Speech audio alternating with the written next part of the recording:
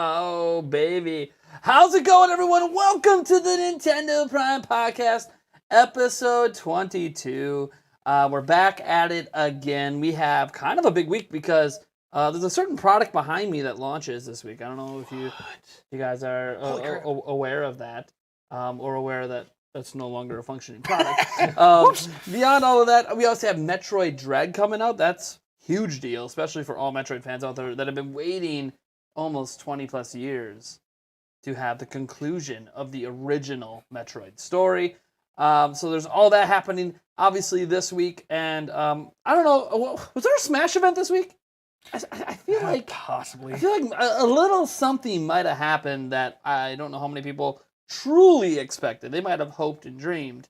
And there's been rumors for, but it is what it is. Anyways, I am your host, as always, Nathaniel Rumful Jantz. And to my left and your guys' right is Mr. Eric Moore. How's it going, man? Hello, everybody. And then, obviously, right above our little heads floating up here is the one, the only Andres Restart. How's it going, Hi. man? I'm good. Ready to probably talk more than we expect to.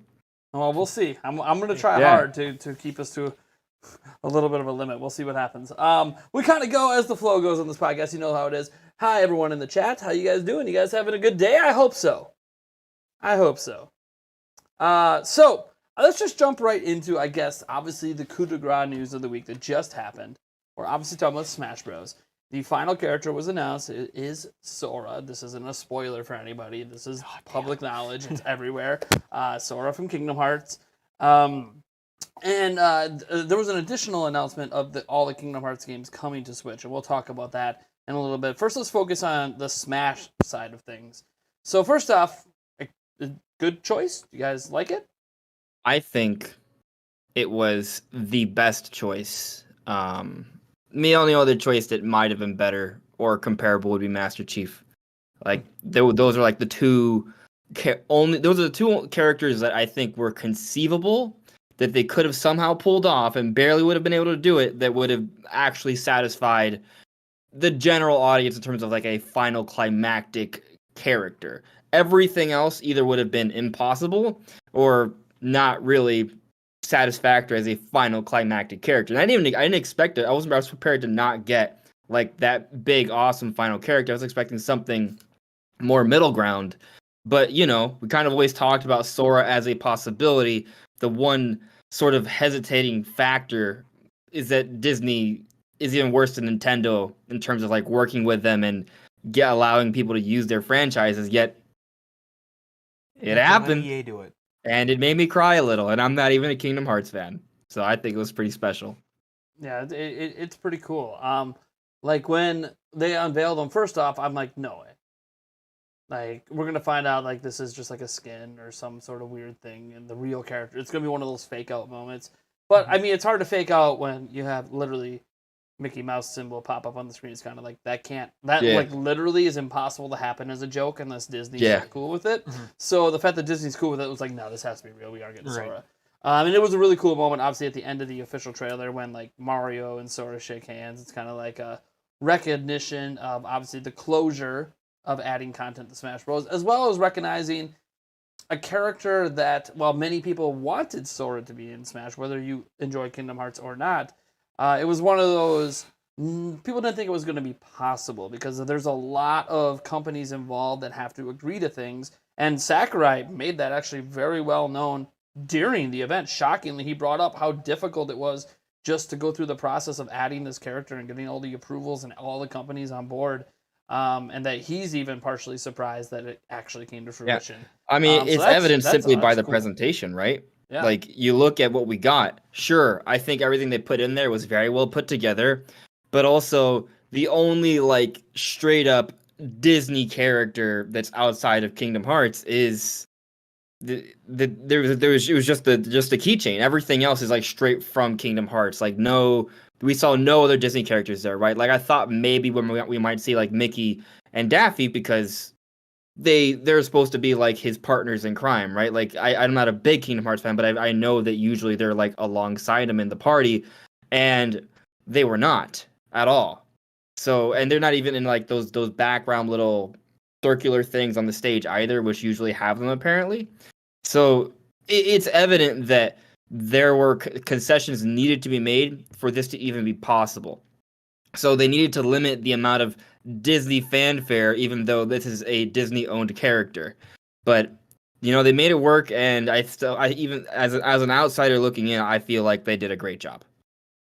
Yeah, I mean, there's a lot to consider when looking at this because not only how hard it was, obviously, for all the parties to come together, but like you mentioned, there was obviously concessions. I mean, Hold on. I'm sorry. I said Daffy, Donald, whatever. Donald, yeah. Looney Tunes, Disney, my bad. Yeah. The duck one. The duck, one of the ducks, not the Mighty Ducks. So, I think Disney owns the Mighty Ducks too. Anyways, I'm pretty sure it's a Disney-owned property. Anyway, so I actually thought it was quite interesting that they added this character and came through. Obviously, with the concession being that no OG Disney properties would necessarily be present beyond the Mickey Mouse chain on the key, which it has to be there because that's from the game. If you have to alter that, it's going to not really feel like it's really Sora at that point. It's going to feel like it's a knockoff character. Even though the rest of the character might be fine, it's a very key part of the main weapon in the game. So you can't just not have that be there. And that, to me, was obviously the biggest, like, Disney being like, yeah, okay, you can put the Mickey Mouse symbol in. And they're very protective of that symbol. So the fact that they let that, but then didn't let the other characters in is a bit of a disappointment. I am assuming, at least for ideas that they had potentially for the final Smash, probably would have included some of those characters bare minimum. But obviously they had to find a way to do it without, and they found a way that was actually kind of a reference back to the first Kingdom Hearts game. So it ended up the final Smash is fine. It works out fine. Yeah, but for a moment, I did think that maybe because during the presentation, Sakurai said, "I'm going to save this final Smash for later, so you guys can have a surprise." And I thought he meant like when the character comes out. Yeah, I thought it was going to be Disney characters that I'm like, oh, that's why. Like you got to wait. And people got to find out on their own. And then he did it, and I was like, oh, that's it. Well, that's not what we. Okay. Yeah, I was thinking they were just going to keep it out of the stream because it was Disney characters, but no. Yeah. Yeah. So it was interesting. I do think that what was a telltale sign to me when I first started thinking, because I think he was shown. Well, maybe we were shown this after. Was just when he went through the song list, and none of the songs were original Disney music that got remixed into the game, because there's a lot of original Disney music remixed into the game from all the various IPs. So when I saw that, I was like, okay. Like, yep, they're just sticking with the stuff that is strictly Kingdom Hearts and not related to other things happening outside of Kingdom Hearts. So a little bit disappointed that Disney didn't give him full permissions on everything. And I always wonder, why not? I don't know. I mean, the only thing I could think of is maybe Disney said, absolutely, but we want 80% cut of every sale of this character. And they're probably like, no. Nintendo probably wasn't willing to make a concession like that. A thought just crossed my mind, right? Like, we're assuming that Disney's the one that made this hard, but what if the reason why there aren't any Disney characters isn't so much that Disney was giving a lot of pushback, which that's my first thought, right? Like, maybe that's probably the best bet as to why we are not seeing the Disney characters. But the other consideration is that maybe because of what Smash is, they didn't feel that putting in the other Disney characters that weren't originally video game characters would be appropriate. Because Smash is supposed to be a celebration of gaming, which is why we've seen in multiple interviews Sakurai suggest that we could never see someone like Iron Man or Goku because they're not originally video game characters. Mm-hmm. So maybe that's why. Over the protagonist from a franchise that's built around Disney characters. Yeah. And the Disney characters, especially since they're heavily referencing Kingdom Hearts 1, I mean, there's two particular Disney characters from Kingdom Hearts 1 that are basically there the entire time to like not even have them part of the final Smash or something. Yeah. So even if they're just vaguely present in like the victory pose or something like that, right? Like just some sort of hey. But instead, all you get is the Mickey Mouse medallion on the or key, some sort of like pins on his shirt or something. That would have been interesting. Yeah. So there's just I don't know. Like Eric, what are your thoughts? Do you even like Kingdom Hearts for starters? I've honestly never played it. There we go. Look at that. It looks like a fun game. It's probably a game that I will definitely be interested Disney in character up. RPGs. Yeah, right. It's definitely a game I'm gonna be interested in picking up for sure. I've just never had the opportunity to play it because I never owned a console that could play it. So That's not technically well, true, but we won't go down yeah, that road. yeah, whatever. But yeah, no, I'm neither here nor there on it. I think it's a good addition. Well, here's the thing. But So you two are like kind of on the outside looking in. We're like, I'm not really fans of that series, but you guys think it's still a good ad, Mhm. you know, despite not necessarily, because I think that's the big thing with any Smash character that gets added is there's always here's a bunch of people excited and then the people disappointed because it wasn't who they wanted. Like some people, oh yeah, Doom Guy it came in as a skin during this one, big deal. But people would have rather had Doom Guy as a playable character than a Mii costume. Mhm. I same- thought that was pretty hype, actually. Like, it seeing was the Mii it was costume, definitely hype. thought I'm it was glad they great. did it. I was actually hoping that when I saw Doom Guy, I was like, all right, and I'll put Master Chief in too. Like just double it up now and be done with Yeah. it. But they put couldn't him, they put him couldn't as do Mii that. skin too. Yeah, that would have been fun Chief's because Mii skin. literally okay. So they have like Splatoon ones coming for the Mii fighters, Yeah. which I always thought was weird since There's Splatoon. there's already characters Splatoon in. characters in the Yeah. whatever. But whatever, they're Nintendo characters, so throw in some skin. But like they took one of the main characters from Splatoon, Splatoon 2 and stuff, and like said, "Hey, you're gonna be a Mii costume as a hat." And I'm like, "All right, we're really reaching if we're just making a hat a costume now for boy. the Mii fighters." Like, there's so many other characters. Like as an example, Nintendo. You didn't add them in, so why not like a Waluigi swappable skin for, say, the champions from Breath of the Wild or something like that? Something a bit more relevant than just a hat of a non-playable character in a new IP that has playable characters in the game. I don't know. I just saying, like, I'm okay. It could have been a bit more. Like Doom Guy was clearly the highlight, and maybe that's why. That Maybe would've they been- just wanted people to be like, "Hey, Doom Guy, that's the reason you get these Mikas is Doom Guy." It could have been Typically, interesting. like, whenever we get the Mii costume updates, at least for the last few ones, like, there's like one significant Mii costume addition, yeah. and the others are kind of like just okay. And the Doom Guy one is the significant one. Yeah. So Yeah. Well, and see, I think I understand that, but it's also one of those. This is the end. What I actually found interesting about saying that this is the end is I don't know about you guys, but I've watched through the thing about 3 times since it happened. I skipped all the gameplay parts because it's the same stuff over and over again. Just focused on when Sakurai was talking, and yeah, there was some fake laughter thrown in and stuff like Japan always does. But to me, because right after the direct, a lot of hashtag thank you Sakurai stuff started trending like everywhere. And I feel like part of that is because I don't know about you guys. It kind of felt like this was like a finale for Sakurai. Like this is it. Like the way he was phrasing things, the way he was talking about the game, the way he talked about how eventually things need to come to a close. If you work on something long enough, you eventually get a finish line. And I understand he was talking specifically because this one had 3 years of DLC, even though the last one did as well. It was still one of those where it kind of felt like to me Sakurai was almost saying goodbye. Like, goodbye, Smash. It was a good run. I'm ready to move on. Which, by the way, he absolutely should be able to do anything he wants with the rest of his career. He should have been able to do that this whole time.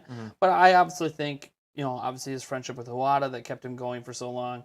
And then on top of that, he brought up Iwata again during this presentation for the first time ever in Smash Bros. Ultimate's history. He brought up Satoru Iwata again, which kind of gave me that impression that, yeah, he was only doing this last Smash game because Iwata would want him to go out with a bang and actually create the ultimate Smash Bros. Game and get everything in there and make things like Sora, a seemingly impossible character, get into the game. And there's been other impossible ones too. Right? We got Persona in out of nowhere. People thought Ridley can't work. Ridley's too big. Ridley was in the original roster. So as a longtime Nintendo fan, I feel like they pretty much did it. Like they got us Banjo and Kazooie, they got us Ridley, they got us King K. Rool. Like those are characters for years we clamored for, and they all got in there. But then to your point, like they added Joker, they added Terry Bogard, they added Hero, they added Sora, a lot of other characters that people sort of dreamed about. They're big sort of third-party characters also got in there as well. It's just kind of like the stuff of dreams, right? Like they did it. That yes, there are other characters that could be added, but like you're the entire, there's so many video game characters. Like there's always going to be more characters that could be added. especially when you're willing to just go third party. So, you have to call it a quit at some point, right? I think this is it. For now. Yeah. My thing is, like, I don't know that he's done overseeing it. I kind of feel like he could potentially on the next one have more of a Miyamoto. I'm just going to be like the producer, Yes, but no. only see it. I'm not going to literally work on it. I'm not going to work on balancing the characters. I'm just going to sit back and like make sure that you don't butcher this thing. But I'm also not really. It kind of like if you guys want to think, there's been transitions in Nintendo over the years, like when it went from Miyamoto to Eiji Aonomo with Zelda. Like Right. Miyamoto was still there, but he wasn't really doing anything from Majora's Mask. And now we're seeing that other transition. I forget the name, but there's another person that works with them now that works right under Aonuma that I'm assuming is going to become the next dedicated You guys can already director. see the transition happening now with Zelda as well, where Eiji Aonomo is probably getting ready to, if not leave the franchise and work on something else. He's not close to retirement age. But he's talked how he's got other ideas for games as well. So he might be one of these people that leads a new IP team or something eventually, but might still stay on as producer of Zelda for a while. And by the way, I don't know that he's going to leave until after the Breath of the Wild craze is over, because Zelda's more popular than it's ever been. So it's not a great time to transition, but also it kind of is. Breath of the Wild, for those who don't know, Eiji Aonomo gets a lot of credit, and he probably deserves some. But the director of that game is quietly the person who really should be getting the credit and is likely the future leader of the whole Zelda team. So you just got to kind of see how things are going. It's kind of Eiji Aonomo's right-hand man. If you guys pay attention to the last few Zelda games, you'll see that there's been kind of sort of a grooming going on that isn't being talked about yet because he hasn't been introduced as a face of Zelda yet. And I think you will know this when a Zelda game gets announced that Eiji Aonomo's there. Same thing that happened with Miyamoto, but then they introduce the director of the game, and once the director of the game gets to get in front of the public, that's when it will happen. Now, maybe. I'm assuming this was Zelda because Zelda's always had more of a transparent leader of the Zelda team is announcing the Zelda game. Whereas, like, Mario is an example. The person who runs Mario is, like, never in video anywhere. He doesn't do anything. The person that leads the Mario team, you never see him.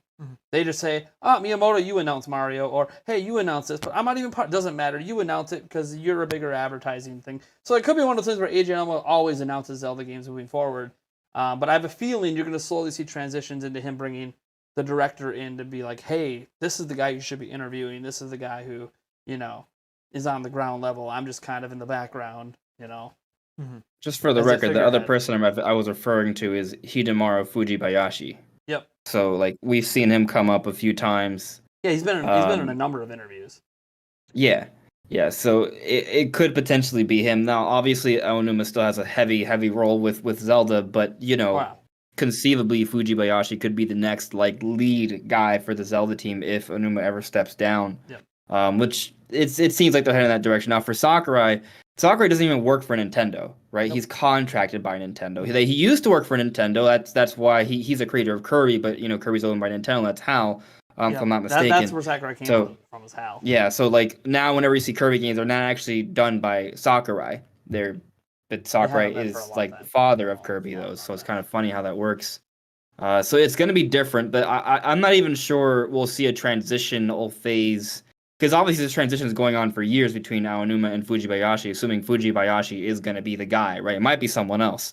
But with Sakurai, maybe he just wants to just always be a maybe he likes being the number two, Well, there is something to say, though. Like, not just liking being the number two, it's also, hey, as the number two, you get a lot more say on the daily about how the games become. Whereas the number one gets the ultimate say and can shoot everything down, and there's obviously appeal to that. Eiji Aonomo is not literally on the ground floor with the developers, making sure everything's going perfectly. That's what the number two guy does. And there's something to say that maybe you just really enjoy doing that. Maybe I'm mistaken even using number two. That's misleading. They have different roles. Well, yes, right? Different roles, yeah. Yeah. This is, by the way, I'm not undervaluing Eiji Aonomo's contribution to Zelda. He's obviously still vitally important, and talked about in the development of Breath of the Wild that he was working 80-hour weeks at one point, and it was insane because they don't believe in that kind of work structure in Japan. He chose to do it. Nintendo never asked him. He talked in an interview that he volunteered to come in on weekends and do all this crazy crap, which, by the way, Nintendo doesn't let you do that, but for this particular game, just like with Sakurai, Nintendo's not going to say no to the top guys if they say, we're going to work extra. The Sakurai's also a workaholic. It's going to be very interesting. I'm actually planning on hopefully coming out with a video by tomorrow just talking about what the next Smash will look like.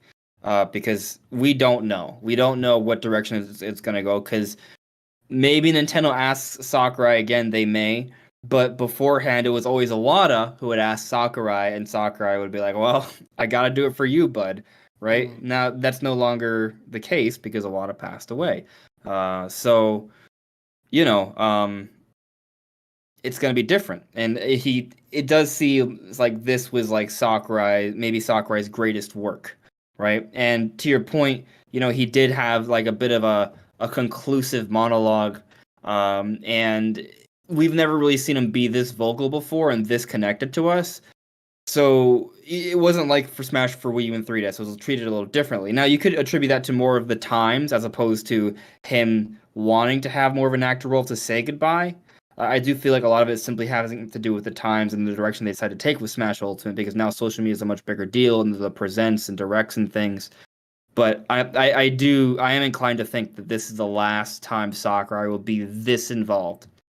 But either way, I feel like it's a good bet to say that they'll at least get some feedback from him for the next game. But he may just take an advisor role, like not even like.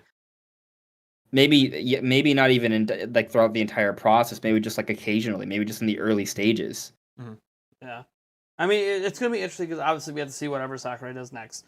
I know there's been a lot of fans out there like, "Oh, Sakurai, come back and make a Kirby game," or "You made the last Kid Icarus game, come back and do that." And honestly, I think all of us as Nintendo fans need to step back and look at Sakurai and just be honest and say, go do whatever the hell you want. Don't worry about which is obviously F-Zero. You've been doing what we want you to do right. for 20 plus years. It's time for you to do what you actually want to do.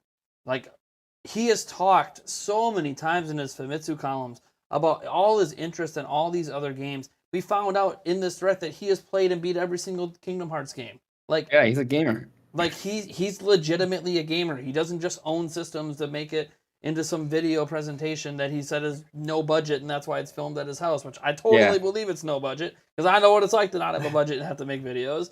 At your house. No. At your house. So, like, I understand that loves gaming, and he's talked about how he enjoys playing games more than making games, but he will continue to make games so long as people find his games to be enjoyable and want him to make it. So people still want him to make games. It's just, now what kind of game does he want to make? He doesn't have, by the way, guys, he doesn't have to make it for Nintendo. He literally doesn't work for Nintendo. Right.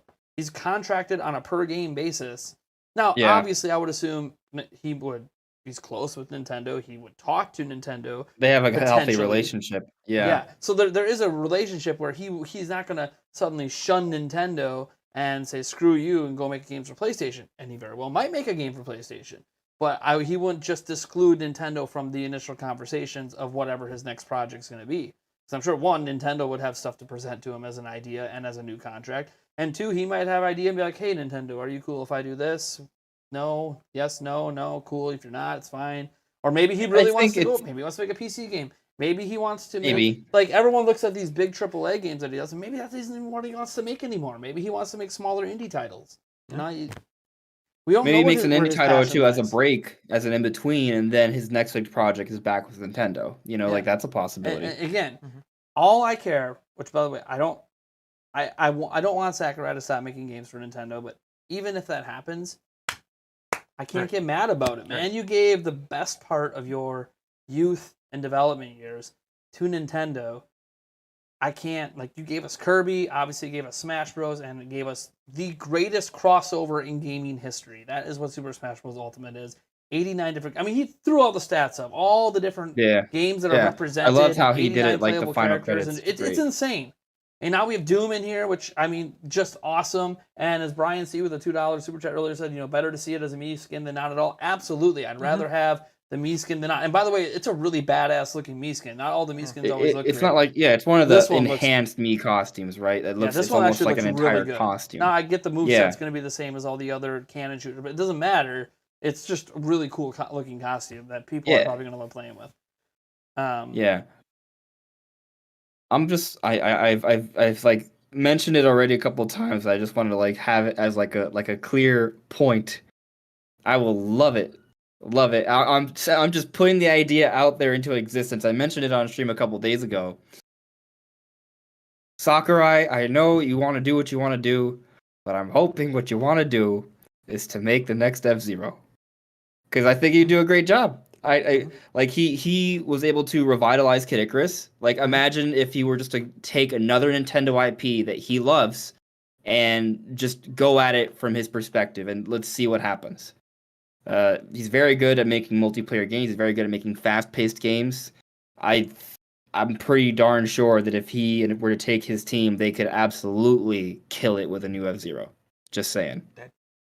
Not to mention, there is a bit of a bond with Captain Falcon. Captain Falcon, of all the different characters that have been used for different Smash trailers, Captain Falcon is one of the more prominently used characters. So I do feel like there's perhaps a bit of a fondness for him. It could also just be an appreciation for who the characters sort of become over time, almost like a meme.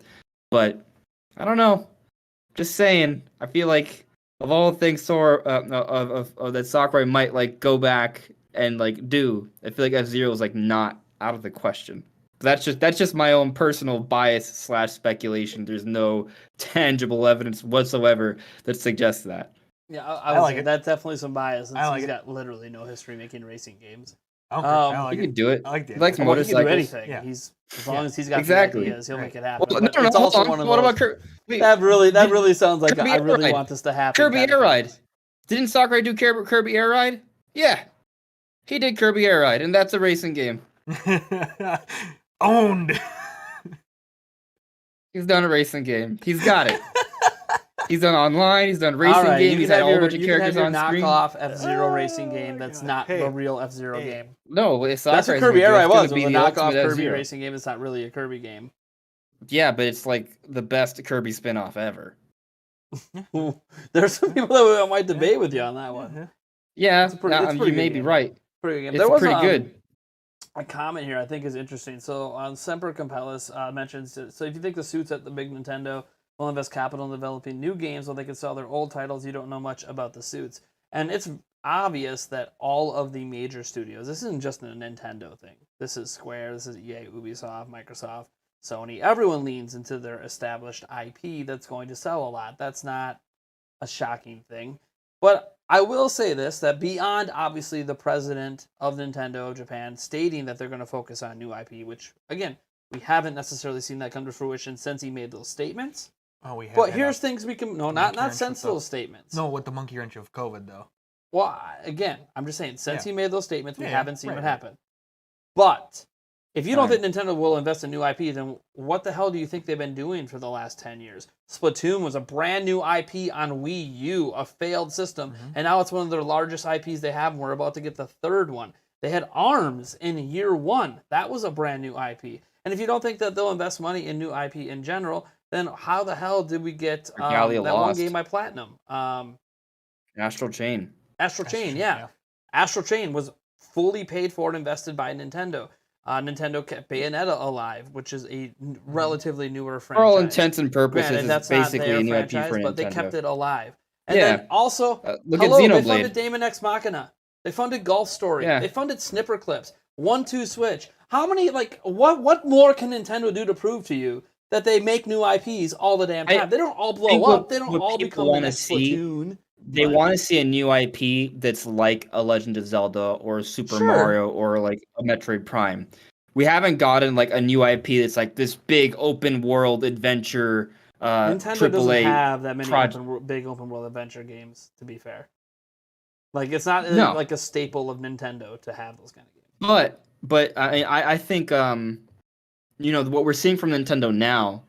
Because to your point that we just covered, there's reasonable evidence to show that Nintendo is willing to make new stuff. They do it all the time. It's maybe not exactly what we're looking for, but they do it. I mean, Ring Fit Adventure, for example. That was a new IP. Yeah, it's relatively new, and they're giving it a big push. Wait until the UI.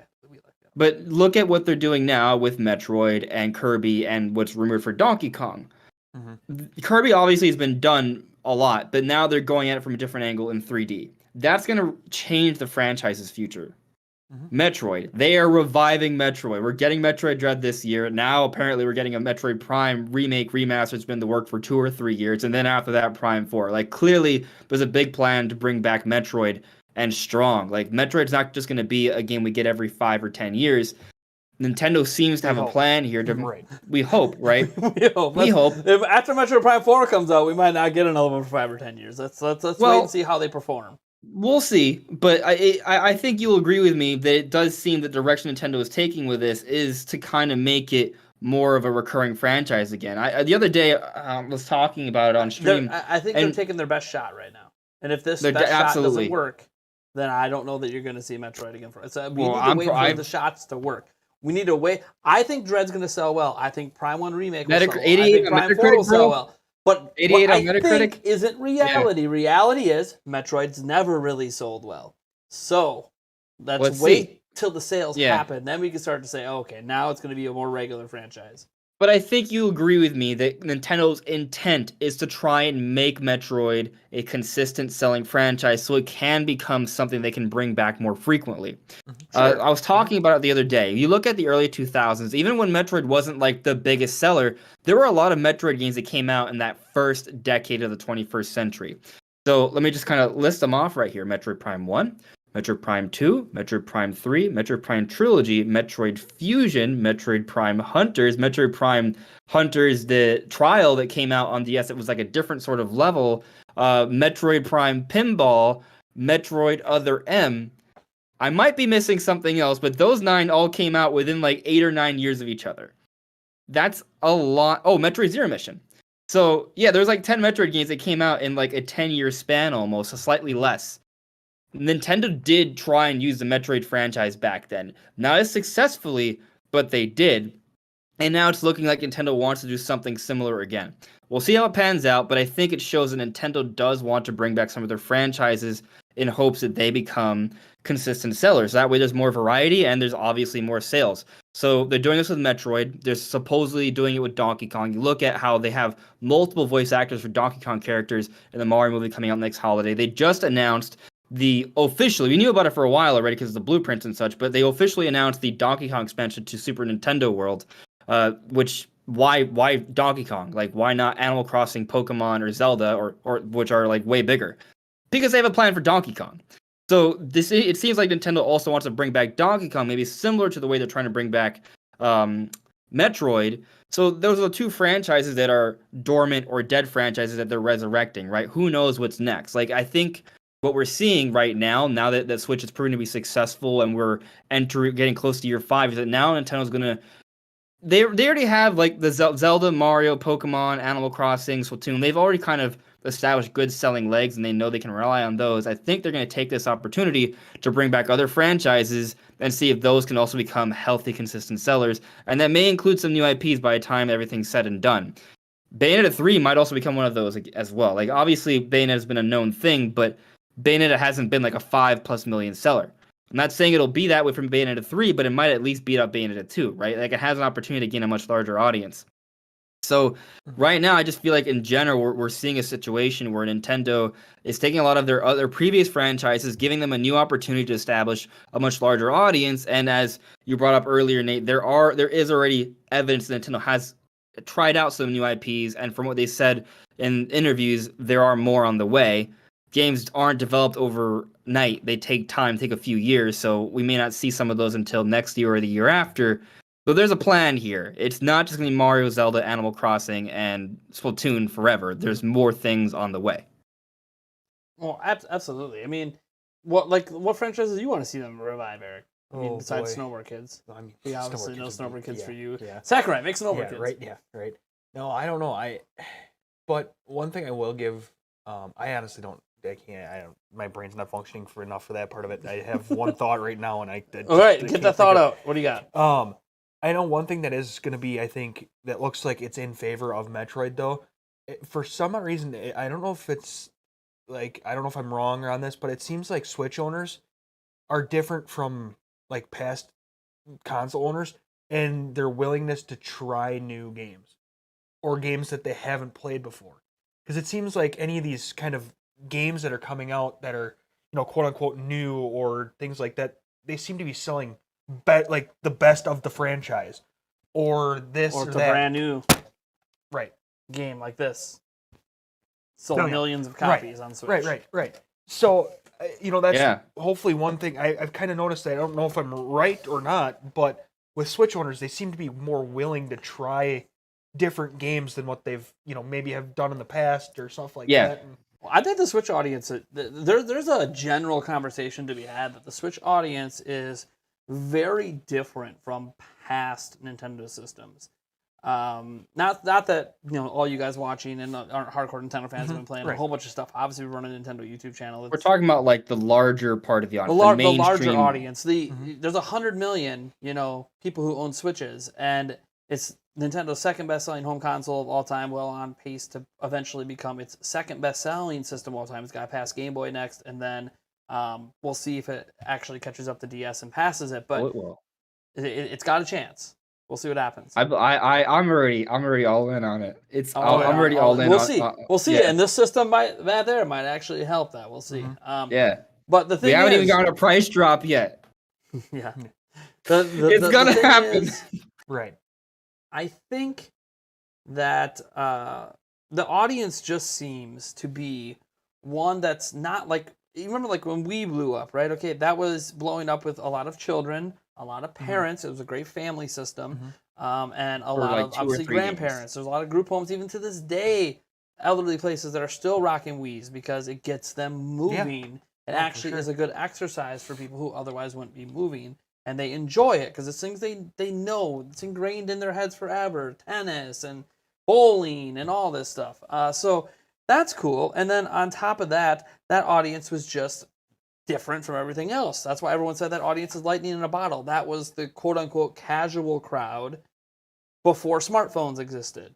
And then smartphones came along, and that seems to be more of the thing that everyone uses. But beyond all of that, I look at other Nintendo popular systems. Well, the NES and SNES days, those were popular. Those were usually considered to be a more hardcore gaming audience with a greater variety of content. And then that audience started shrinking and shrinking as people seemed to gravitate to other systems, whether it was from Sega or obviously PlayStation and then Xbox.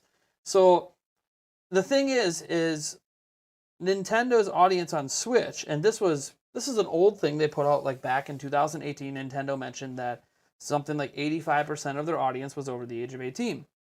Now, they haven't updated that statistic since then, so we're not sure what the average age of the audience is today. But what I will tell you is even in my small town of Chippewa Falls, when I'm out and about, heck, when I go out to the local bar, I will find people playing Nintendo Switch, which is not something I've ever seen happen outside of back when they used to do like Wii bowling leagues at the bars. And even then, it wasn't people bringing their own in. They were just playing the one that was at the bar and making it into a drinking game because you can make everything into a drinking game. Especially in the state of Wisconsin. Especially in the state of Wisconsin. But that's the thing. Like, I'm starting to see, that a lot of adults are really into this thing. And I think that might be a credit to this platform back there as being one that I think is going to appeal to adults. We'll talk about that in a moment. The Switch OLED, to me, is not a device that kids should own or care about. It's very much designed in a very adult-like way, and we could talk about that in a little bit because I've been spending a week with it now. That doesn't mean that it's the system that people are going to necessarily upgrade to. If you already own a Switch, you're fine. But there's just something to be had that the Switch audience, to me, seems to be a bit on the older side. And when I say older side, I mean adults. And adults are the ones with jobs and disposable income. So they're the ones spending money, and they're the ones wanting a wide variety of experiences. From my experience, I know with my own children, they really latch onto one game, and then that's just what they play for a long ass time before they move on to Fortnite, something Apex else. Legends, Rocket League. Yeah, Fortnite, Minecraft. Among Us, Yeah. Roblox, Minecraft. The games that are it could be are anything. usually It can be a free Zelda or game. They get hooked on a Zelda Yeah. game. Like my middle child, Aiden, was hooked on a Zelda game, and all he did was play that for a year straight. He didn't play a wide variety of games because kids don't. They get really into one, and they just play it until they don't feel like it anymore. What's interesting when you're a kid, though, right? It's a lot easier to get to get immersed. It's a lot easier to kind of like buy into your imagination. Like it was fun playing games as a kid, right? Because like it's almost like you saw more than what was there. Like I remember playing Mario 64 and just spending hours staring at the horizon, just thinking about, man, if I could just break through this invisible wall, I could swim to those islands, and it'd be a whole other adventure, right? Like a part of me actually believed that could happen because I was a kid, you know. And so yeah, kids can find ways to enjoy one particular game for extended periods of time, especially the way some of the games are designed now, like Minecraft and Fortnite. You could put thousands of hours into and still and find the way games more are now, enjoyment. it seems that a lot of adults are more apt to play a game, beat it, move Move on, on. or play a multiplayer game Yeah, for a month or two, then move on. Which but it is also different. depends on Like the when I kind was of a gamer, kid, though, I right? feel like I played a wide variety of games as a kid. But then when I think back, like I tried a lot of games because of game rentals, which is a different story today. Yes. Obviously, you don't necessarily have that option as readily available. Technically exists red boxes, and it's not convenient for children anymore. But my thing is, I think back, it really was only like a handful of games I really spent a majority of my gaming time playing. Um, and that's crazy when I think, oh man, I've played 300 retro games. Yeah, but only really could I tell you about 5 because they're the 5 I put all my time into. All the Zelda game releases, Mario Kart 64, the original Halo, and then Age of Empires and Age of Empires 2 on PC. That's where I spent the majority of my gaming time. Then eventually Madden as I got into my teenage years, but it was really a selection of games as a kid where it's weird when I think about it now, like just in the last week I have played 7 different games. And I never did that as a kid. I didn't switch between 7 different games in a week. So I feel like with the Switch audience potentially being more adults, the last report from Nintendo said it was, but it's out of date. It makes me feel like if it is adults, then that explains why there's such a willingness to try new things, because adults seem to be super willing to try new things. Kids always seem a bit more reluctant. At least from my experience as a parent, my kids are reluctant to try new things. They like to stick with what they know. Whereas adults are always like, hey, we need something new, something exciting, something fresh. We need it now because, hey, we've been doing the same thing for X amount of years of our life. We want to spice up our life, add some variety, And I think during the pandemic, this has obviously been a thing too, because adults have found now they've had more time to game than they're accustomed to because they're working from home or are laid off or whatever the case might be. Gaming as an adult has also also become more available time to game. socially acceptable. Yeah, it's become The pandemic has made gaming socially acceptable. It's not even a joke anymore. It used to be something that if you went out in public playing like a handheld gaming device as an adult, people would look down on you and you would get made fun of. And now when you're out there with a Switch, people just don't even bat an eye. They just cool. Just people understand games. It's just another thing. There's another thing I like to sort of consider as a contributing factor to like the high ratio of systems and games sold, right? That's what's the install rate. And that's just the way the Switch is structured. Like, yes, they marketed towards young adults and such early on, and that definitely contributed. But you just look at what the Switch is. It is a home console. It is a portable console, and also it's a tabletop console, right? And that style of what it is, that Switch, it enables people to play games in different ways, and that appeals to people with different lifestyles. So basically, it enables people to play the games they want in different places whenever they want. It's more flexible in that way, unlike a PlayStation or an Xbox or a gaming PC. So because of that, people can play the games they want more often. As a result, they'll get through more games. They'll want to buy more games. Because the Switch is a system that has a fluid form factor that changes and adapts to the needs of any particular person. Which is also probably a big selling point, right? Which is why a lot of people who buy it, they see that, like, oh, that means I can play Skyrim on the train if I want to. All right, I'm gonna do that, and they'll buy it, right? Like they might love Skyrim on their PlayStation or PC, but when they hear that they can play it on a console, but like on the go, they go for it. And then, oh, I would beat Skyrim. All right, well, what's my next game? I need something else to play on the train because that's how they get to work, right? They're gonna pick another game. That's just how it is. So both of those factors, I think, play a large role into why more people buy games on Switch than other systems. Yeah, I mean, totally. I think there's just a lot of contributing factors that the Switch audience. I mean, you brought up the Switch audience just feels different. And the other question would be interesting to update on. I just looked up back in 2018, the average number of games a Switch owner had was 10. So that'd be interesting to see the updated stats on that. The average. Well, we all know the number of games average Switch owner has. When is the next investors meeting update? I don't even. I know there's one more. The final one's in. Let me see, March. So in April. So the next one's got to be. So yeah, the data that I saw is from March of 2019. Gosh, I don't even know when the next one is. It's got to be November, December, somewhere in there. It's usually like about every 3 months, right? Yeah, it's every 3 months. I don't remember when the last one was. If the last one was in the summer, then we're due one really soon. But I think we just had one. No, we didn't. Maybe we didn't just have one recently.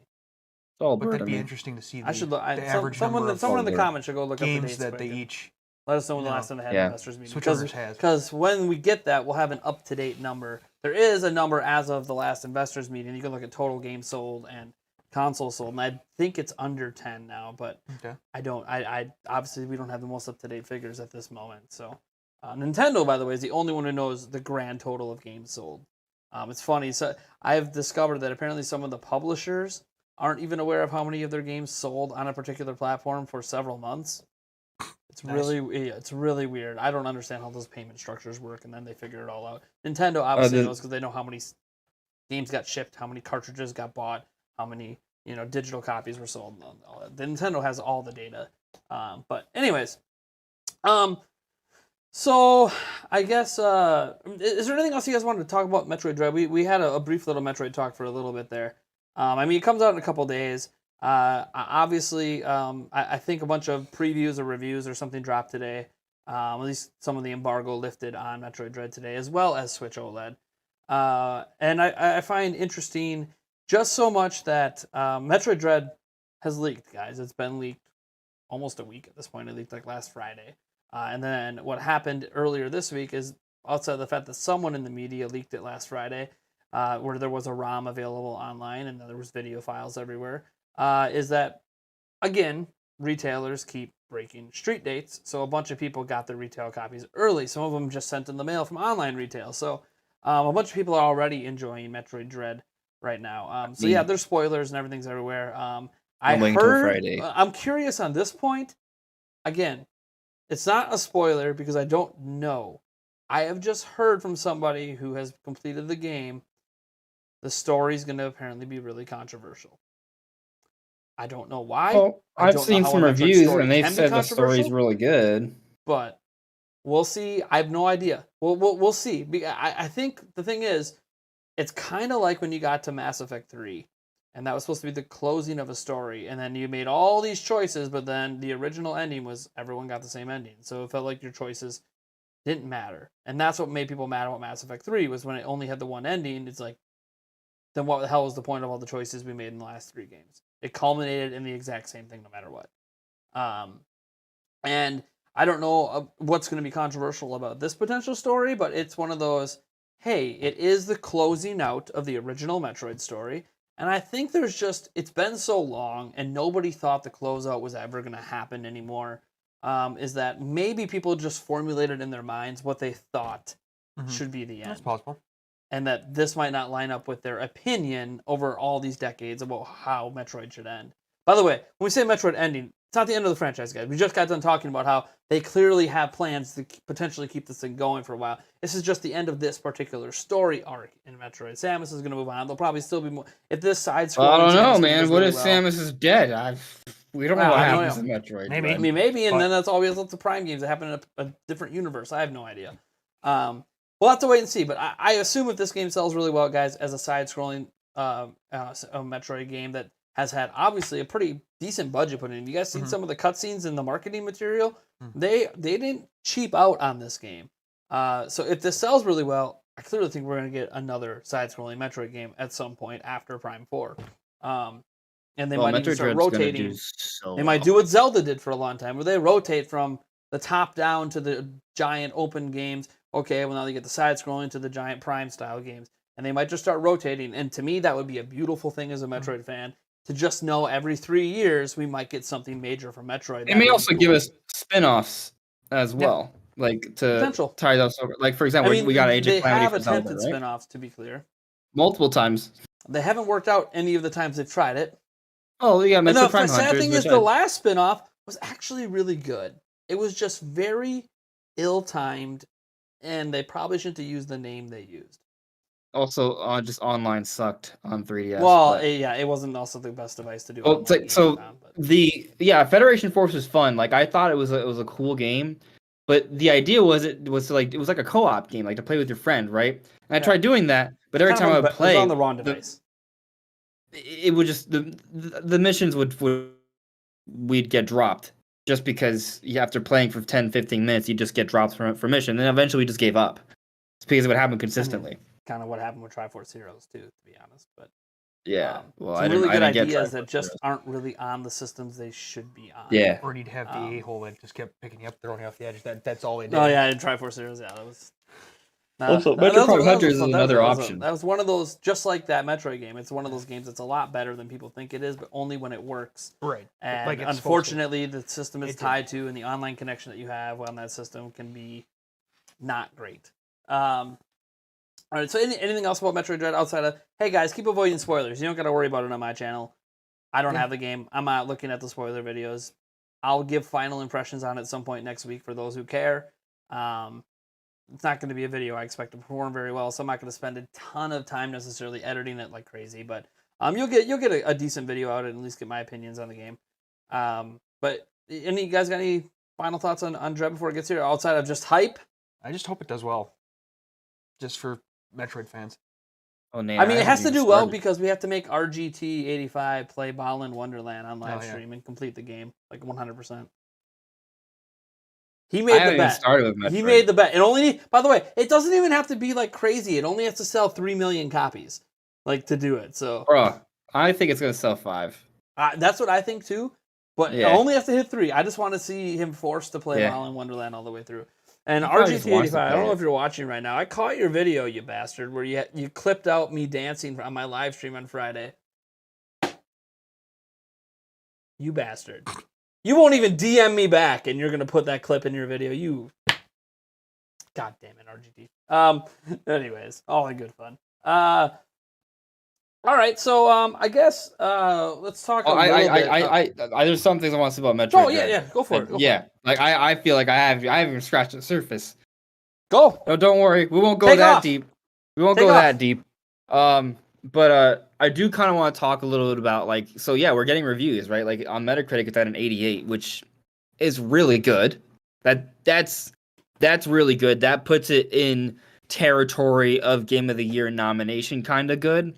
And to think that it hasn't happened yet, we'll see, right? But to think that Metroid Dread, a Metroidvania style game, could potentially be among the Game of the Year contenders at the Game Awards, that's an exciting prospect. And I think that will also probably go an even longer ways towards further marketing the game, helping it to sell even better. If it gets up there, more people are going to want to do it. I mean, every time the Game Awards comes around, you see the games that are nominated. You're like, oh, I haven't heard of that game. Well, I should probably go ahead and play it, right? Like, so I think it's kind of one of those things where like the richer get richer. So if Metroid Dread proves to be that good for enough people, it gets nominated, and then even more people are going to buy into it. And there's even the possibility that Nintendo potentially like teases something else for Metroid at the Game Awards. Maybe it's DLC for Metroid Dread. Maybe it's that Metroid Prime remake we're hearing rumored about or something. Like there is that potential there. So it's just kind of an exciting idea to think that Metroid Dread has reached almost like potentially like a mainstream level of appeal because it's being talked about so much on social media right now. Nintendo's been marketing the crap out of it. People are learning about Metroid now. The reviews are very strong. There's a lot of potential here, and we already talked about it earlier how Nintendo seems to have a plan. But as you noted earlier, Nate, like Metroid Dread needs to sell. If it doesn't sell, then maybe that plan falls flat, right? Like I think what Nintendo wants, they want Metroid Dread to be the game that puts Metroid on the map. But then they want to follow that up with apparently a really well worked on Metroid Prime Remaster remake. We'll see what it actually is when they reveal it to us, if they reveal it to us next year. But we get that next year, and then hopefully we get Prime 4 the year after, and you have a sequence of high quality, high selling Metroid games, and then all of a sudden the Metroid franchise is like a mainstream Nintendo franchise. Like that's probably what Nintendo's maybe kind of going for here. And it's an exciting thing because Metroid has never really been that. Metroid's been pretty niche almost. Even the original Metroid Prime just sold 2.5 million on the GameCube. Like that's the peak of the franchise. But now things might change. That's exciting. Yeah, I mean, it's always exciting to think that Metroid could become. I don't want to say it hasn't been a staple for Nintendo, but could become a more regular franchise that could consistently maybe hit 5+ million. I'm not even talking about being a mega hit. We're not talking 10+ million Splatoon territory or 30+ million Animal Crossing Mario Kart kind of territory, or now Zelda's apparently a 20+ million seller. We're not even talking about that, the Marios and the Pokemons of the world. We're just talking like, if it's a franchise that can consistently sell over 5 million, Nintendo's going to keep making it. We already know this because look what happens with Fire Emblem. So, like, that's kind of what I'm kind of hoping. That's just like a consistent 2 million seller. Yeah. Well, that's because before Fire Emblem Awakening, it was like barely breaking 1 million. So it was kind of like it was a really, and the same, by the way, same thing's true for Kirby, by the way, guys. Kirby's not a really huge seller, but it was just so cheap to make, and they were spitting them out every year that it was clearly money for them. That's why they kept doing it. This 3D Kirby games are going to be interesting to see if this can break through. It has to be a great game first, and we don't know that yet. So yeah, that's an interesting point, though, right? Because Fire Emblem and Kirby come out frequently, but they're not necessarily high budget projects. Metroid, on the other hand, if you look at the sales, they may not be that far behind Kirby or Fire Emblem, maybe a little bit. But I think the difference is that Metroid, whenever it's done, it's more of a bigger, ambitious sort of project. And when it doesn't yield greater sales, it's just not considered a good business proposition. If you have to put in a AAA effort and it's underperformed by a AA or single A effort, then that's not good business, right? So that may also play a role as to why we haven't seen Metroid as much, is because when Nintendo does Metroid, they know they have to do it well. And if they do it well and it doesn't sell well, that's a problem. Oh, yeah. Yeah. I mean, and I just looked up, Fire Emblem as a franchise does tend to sell better than Metroid, at least from Awakening and on. Every single game is sold over 3 million, which is just not something we can say for Metroid. Metroid is much closer, based on the charts, to Kirby than it is Fire Emblem. Fire Emblem is obviously there, but ever since Awakening, it's kind of gotten to the tier that we sort of want to see Metroid get to, which is weird. As you said, Metroid seems to always have a higher budget. At least it has since Prime 1, really? I guess Prime 1, Prime 2, Prime 3. Dread looks like they've had actually one of the biggest budgets they've ever had for a side-scrolling version of Metroid. Obviously, we know Prime 4 and the development hell it's been through, and obviously a lot of money's been sunk into that game, maybe so much that it needs to sell well, because in Other M, they talked about how Other M they put a lot of money in, and if it didn't sell well, voice acting, that costs you might have to put Metroid on the shelf. And then they kind of sort of did that, but then didn't do that because we still got spin-offs, which didn't make any sense. Why are we getting spin-offs for a franchise that already isn't very popular? Spin-offs should be for ones that are. But then again, Kirby gets a bunch of spin-offs all the dang time. So it's all this big conundrum where it's like Nintendo has been trying to figure out how to get Metroid games to become popular. Because the bottom line is, Metroidvania as a genre is massive. It's no longer niche anymore. There are a number of indie titles that have outsold the totality of sales of the entire Metroid franchise put together. And there's some indie games that with single releases that have outsold it in the same genre. And I think Nintendo looks at it as, how can that happen when it's our genre? We founded this genre. Why are we not at the top? Why is everyone else doing it somehow better than us, more appealing than the actual starting of the genre? And I think this is where we get into, people talk about, is Metroid Dread worth $60 or whatever. Bottom line is, I guarantee there's a bigger budget put in this than any of the other Metroidvanias you can find on the eShop right now. Will it live up to the expectation of such a budget? I have no idea. We'll have to wait and see. It looks like it will. It's reviewing very, very well, but we've also seen indie games review this well too in the same genre. So we're just gonna have to wait and see. Personally, I think all signs are pointing towards strong sales. Obviously, to your point, we'll have to wait and see. But well, and to be clear, things trending on social media hasn't always translated into huge sales. It's one thing I've been tracking a lot over this generation are views of trailers on Nintendo's YouTube channel. They don't, and it they seem to be a pretty good indicator of what sales are going to be. Like when you go look at like the views of the Breath of the Wild 2 trailer from E3, it's already got more views than most of the Zelda franchises ever sold. Very clearly, that's going to have a massive launch and hit 10 million copies super, super quick. But then you'll see other ones like Metroid as an example, the Metroid Dread, where they've had like the initial trailer got, a whole bunch of views because it was E3, big deal, big announcement. And then all the follow-ups since then have been significantly less. And it's the follow-up trailers you got to see. So right now we have the hype Breath of the Wild trailer at, I think the indicator will be what the next non-E3 trailer, if one even exists, who even knows at this point, that we'll really see how well that game does. But I've been watching the trend of trailer views, and it appears to me that Metroid Dread is going to sell very well relative to the views it's getting. But how well is that well? Like I'm hoping 5 million, but the trailer views are kind of indicating closer to 3. It doesn't really matter. What matters is what are the sales going to be, and we have no idea. And again, the sales matter because we all want Metroid to come more often. Not necessarily rushed, but more dedication to it. But maybe not. So we say like more often. I'm just saying every 3 years. I want a Metroid game. Like if they can rotate side-scrolling and like the Prime series kind of games, that's 6 years of development per game, assuming they use different studios. That to me is plenty of time, I think, to possibly do one every 3 years. And that would be a cycle we've never seen with Metroid. They've never had that consistency. Zelda's had a cycle. Mario's had a cycle. Pokemon obviously has its cycle. We've never seen Metroid really hit that stride because they keep throwing a bunch of money at it. It's weird because Nintendo's throwing a bunch of money at Metroid that hasn't really felt like it's been justified. Like even the 3D Kirby game coming out doesn't really look like it's some sort of high budget game. Nintendo clearly didn't magically just throw them $100 million and say, let's make, they just have ambitions and they want to see if they can hit it. And we'll see what happens with that game. But Metroid legitimately has had big budgets and Nintendo's publicly talked about that. By the way, guys, we're talking big budgets for Nintendo. Them putting $100 million into a game is like unheard of. Nintendo doesn't do that kind of budget. They have put supposedly over $200 million into Smash Bros. Ultimate over the whole lifespan of that game's development time to today.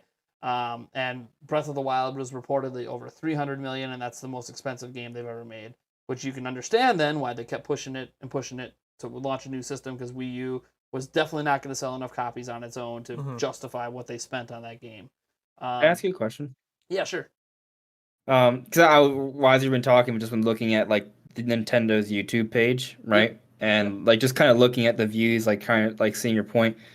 Like from what you've seen, like I've noticed that Metroid seems to have had the most 500 to 2 million view videos since E3. Like, well, they've also put out more videos about that. They've put out more. Not every single Metroid video is a banger, but they've had a handful get at least 500,000, and there's a couple that have hit 1+ million. There's one or two that have hit 2 million. Like there's nothing else that really exceeds 2 million, save for like Smash Directs and Breath of the Wild 2 trailer at E3. Obviously, we know Breath of the Wild 2. That's a different level. So I mean, just kind of looking at it, like it does feel like it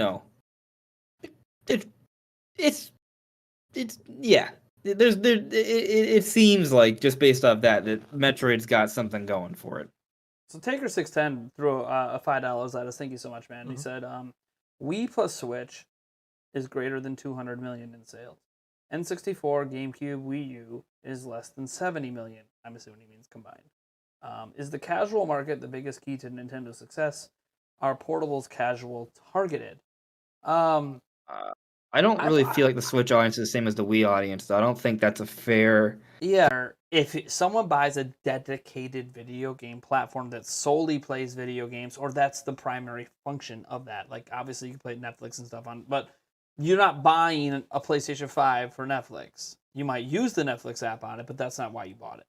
So people that buy any sort of dedicated gaming device today, I would not call them casual anymore, because they don't have to buy those to play games anymore. They already own devices in their pockets that they can play. Kids own tablets. They have all these other ways to play games that don't cost the parents more money or don't cost the adult more money. You already have them. You can play Fortnite on your phone. You don't have to buy a dedicated gaming device. So my thing is today versus the Wii era, which really started right before smartphones came out, and smartphones didn't really hit, big until about 4 years after they came out, because they came out in like 2007. It was by about 2011 when enough people started actually getting smartphones and replacing the phones they had and realizing the convenience of all the apps and all the things you can do.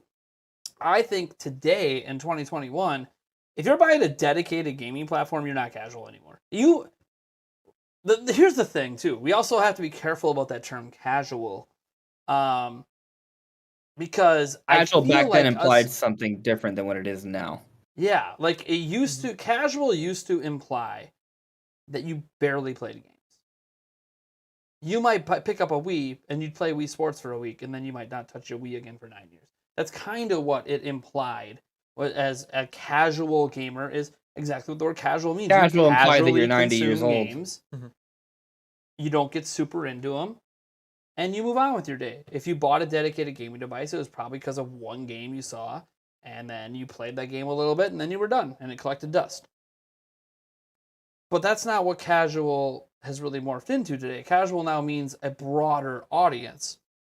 The funny thing is, that broader audience playing on phones and tablets might be playing games more per week than you are at home on your Switch, on your PlayStation 5, and on your Xbox Series X. And this isn't me challenging you to spend more time playing your dedicated gaming consoles. This is just me pointing out facts. The data is out there. Apple makes more money off video games than all these other companies do, and they don't even make games because of the number of people playing games on their platform and spending money on their platform on games. Bottom line is, there's a lot of people that they ain't gaming on their phones casually. They're gaming 50, 60 hours a week on their phone. They always have their charger or a battery bank nearby because they got to make sure their phone's charged, because they were playing games on the train. They were playing games.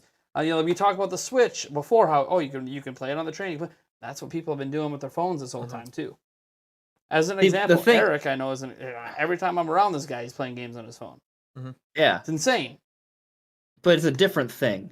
At least in my brain it is. Like, I don't think it's fair for people to say, oh, mobile gaming's so much bigger. Like, it is, but it's also not really the same thing. Like, I would argue entirely. That's okay. That's all right. Well, we should have a all right. debate Hold on. that. All right. Here's why I disagree with it. All the games that you find that are really popular on the phones were the exact sort of games we were playing on Game Boy back in the day. And what we call games like Tetris, not a legit game, not in a different category of other video games. I don't agree. I think what happened is certain genres of games that are really popular, such as puzzle games like Tetris, work better in a more convenient form factor that everybody has in their pocket. And when you look at all the really popular games on here, they all seem to fit in certain genre types that are super popular, but people don't want to spend $500, $600 on a dedicated game console anymore to play those experiences. That's my opinion, of course. I also get really upset when people try to categorize mobile gamers outside of the normal gaming community, because I feel like that's just creating classism, and we shouldn't have classism as gamers. We should accept everyone, no matter what device or game they play. Let's get more detailed here, right? So I'm not trying to say that there aren't gamers on their phones, and I'm not saying that there aren't games that are close to your typical game experience on a console that are somewhat replicated on phones. Like, obviously that's there, but there's also just an abundance of free games and flash games and games with ads and things of that nature that are very different experiences that you would get on a console. They're just very different experiences, and I just don't think it's not really a fair comparison. Like, for example, I think some people use that argument to say that we should move away from the traditional gaming market, but correct me if I'm wrong, but I would say if you look at Switch sales, you look at PlayStation, Xbox sales, and PC sales, they're stronger now than they were 10 years ago. And yet still, you have the mobile market that's even greater than that. So I guess the only point I'm making is that it's not really, I just view them as two different things. Like I get partially what you're saying, because, by the way, I'm not making any sort of argument that traditional console gaming should go anywhere. Obviously, audience dictates that. Audience is very healthy right now. Why would it go anywhere? Clearly, there's a big audience for dedicated gaming devices, just like dedicated gaming computers and laptops. There is an audience for that. Everyone who's excited for Steam Deck, yeah, you are a certain audience that enjoys dedicated gaming platforms. Nothing wrong with that. Obviously, it's really popular. The gaming community has grown over the years, not shrunk. Grown. It's a misnomer the gaming community has shrunk. That's not the case. My general point is, I don't like excluding people because of the platform they play and the games they play. I'll just say this. If you play video games on a phone or tablet and you identify yourself as a gamer, you're a gamer. If you play games, I don't care what device you play on. If you identify yourself as a gamer, you're a gamer. I don't care that the only game you play is Candy Crush. Or the only game you play. By the way, someone pointed out in the chat too, like, so when I'm playing Game Pass games on my phone, I'm what? Not as cool as the people playing it on Xbox? And it's kind of like, I get that too, because now even console gaming has become really accessible on these devices. Which, by the way, that's not to say there's not console level games on the devices. I know we actually have someone who watches our videos regularly who is a YouTuber that covers mobile games exclusively and has pointed out that there's actually quite a few console level games on phones that people just don't know about because they don't get talked about by the big mainstream gaming media. They don't really get talked about by anybody.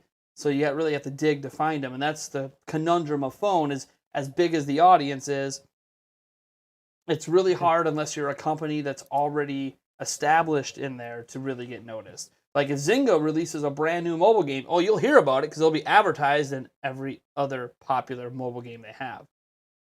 Whereas someone who's just starting out, unless they have, like me, if I made one, I already have an initial audience here at my channel to at least kickstart a potential install base of a game, but not everybody has that. So I guess my general arguments for it are that I am never comfortable separating out a group of people who play games because of the device they play on. The way that you like try to separate it out, it's like, yeah, but so PlayStation gamers and Xbox gamers and Nintendo gamers are all different too. So are PC gamers. Yeah, there's some crossover, but for the most part, you can fundamentally define the audiences a little different between those platforms. So why do we have to do anything different with phones? Phones, to me, are just another way to game. That's just convenient. To me, again, a lot of people that play phone games, my fiance plays a lot of phone games and she wouldn't call herself a gamer. And that's fine. If you don't want to identify as a gamer, cool. Because sometimes there's some things that come along with the term gamer that people aren't comfortable with, which is weird. Because as games have become more acceptable in society, there's still a little bit of stigma that if you're a gamer, you're a 40-year-old drinking Mountain Dew, eating Doritos in your parents' basement, playing World of Warcraft all day. And that general media, it's because the general media hasn't really accepted gaming. So just to be clear, this has more to do with all the big news. I don't even like the term gamer. Like, you can say whatever you want. Everyone's entitled to say whatever you want. But personally, when I think of the term gamer, I don't know. For me, it's almost a little cringy because I don't even feel like there should be a need to label yourself. I feel like games is something that we should all be able to inherently enjoy. Like as an example. But you know what I mean, right? Like I feel like games in general shouldn't be something that only a certain type of person does. I think games is just something that people as a whole do. I think assuming you have access to it.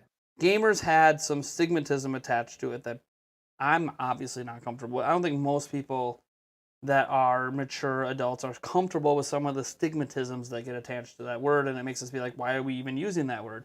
Okay, well then how do we tell people who enjoy watching sports? Aren't they sports fans? What do we talk about people who play games? Aren't they gaming fans? Gamers, sports fans. It's just terms to define something you enjoy. Sure. And here's another point I want to bring up. And the problem with gamer, by the way, is that it's become a term that people are taking to define who they are. And that, I think, is the big problem where sports fans, we're huge sports fans here. We don't define ourselves by our sports fandom. We could love the Packers, Brewers, Bucks, Right. Minnesota You're Wild. not It a doesn't really matter supporter. who it is. We could love all these teams, but we wouldn't walk around and be like, this defines who we are. Just like me. I do Nintendo Prime. I have a YouTube channel. I have a good time. I don't walk around all day once I'm out of this studio defining myself by anything that happens on this YouTube channel or anything that happens in any particular game I play. Gaming is just something I enjoy. So I'm a sports fan. I'm a gamer. I also really enjoy reading a good book once in a blue moon. Wouldn't say I'm an avid reader, but I have a couple series I've actually been getting back into lately. So like I'm also a parent. Like being a gamer to me is just like being a parent. It's just something that defines a segment of your life. Now being a parent's a little bit different because that's like you're a parent even if you don't want to be once you have children. Shouldn't say that. I guess you could technically give your kids. I really wanted to make a pun with the word apparent versus a parent, but I'm just no, up you're there. good. I get it. I just want to add another little note. Like, well, I personally just don't like the term gamer. You can say however you want. That's fine. It's just a personal preference for me. Like, I also don't like when people say "let's go." Like, I just personally, I just don't like it. But so how like, would you define like? Okay, so do you enjoy sports? I mean, I happen to know you do, but do you enjoy sports? Yeah, so the point I want to make is that I'm a sports fan, but I'm also a board game fan. Sure. I'm also a party game fan. I am a video game fan. So then what's wrong? For me, so then the idea of a gamer is just someone who likes games in general. When I say games, I don't think just video games. I think games. Oh, you're expanding it into the subcategory, like board games. Yeah, they're all games to me. They're all just different kinds of games. Yep, you're right. Yep. The idea of just putting yourself into either a competitive game or a game that dives into a certain narrative. Because, for example, board games, they can be very RPG-esque. Like, obviously, there's like Dungeons and Dragons and stuff. Like, there's different kinds of games.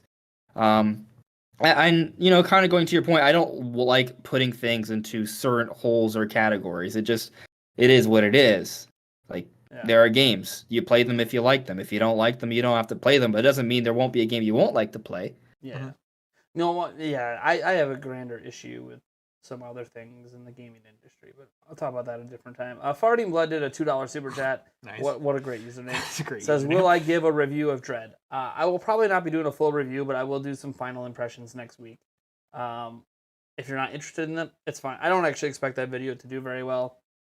For me, a YouTube channel that doesn't traditionally do reviews, the only chance a review has to do well is if I release a review before everybody else, which requires I get review copies of games and willing to break NDA.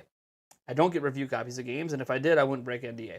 So, reviews aren't really a big part of my channel, so that is what it is. But I will do at least one video next week talking about Metroid Dread impressions. Taker610 also did a $2 super chat and says, what explains such a discrepancy, do you think?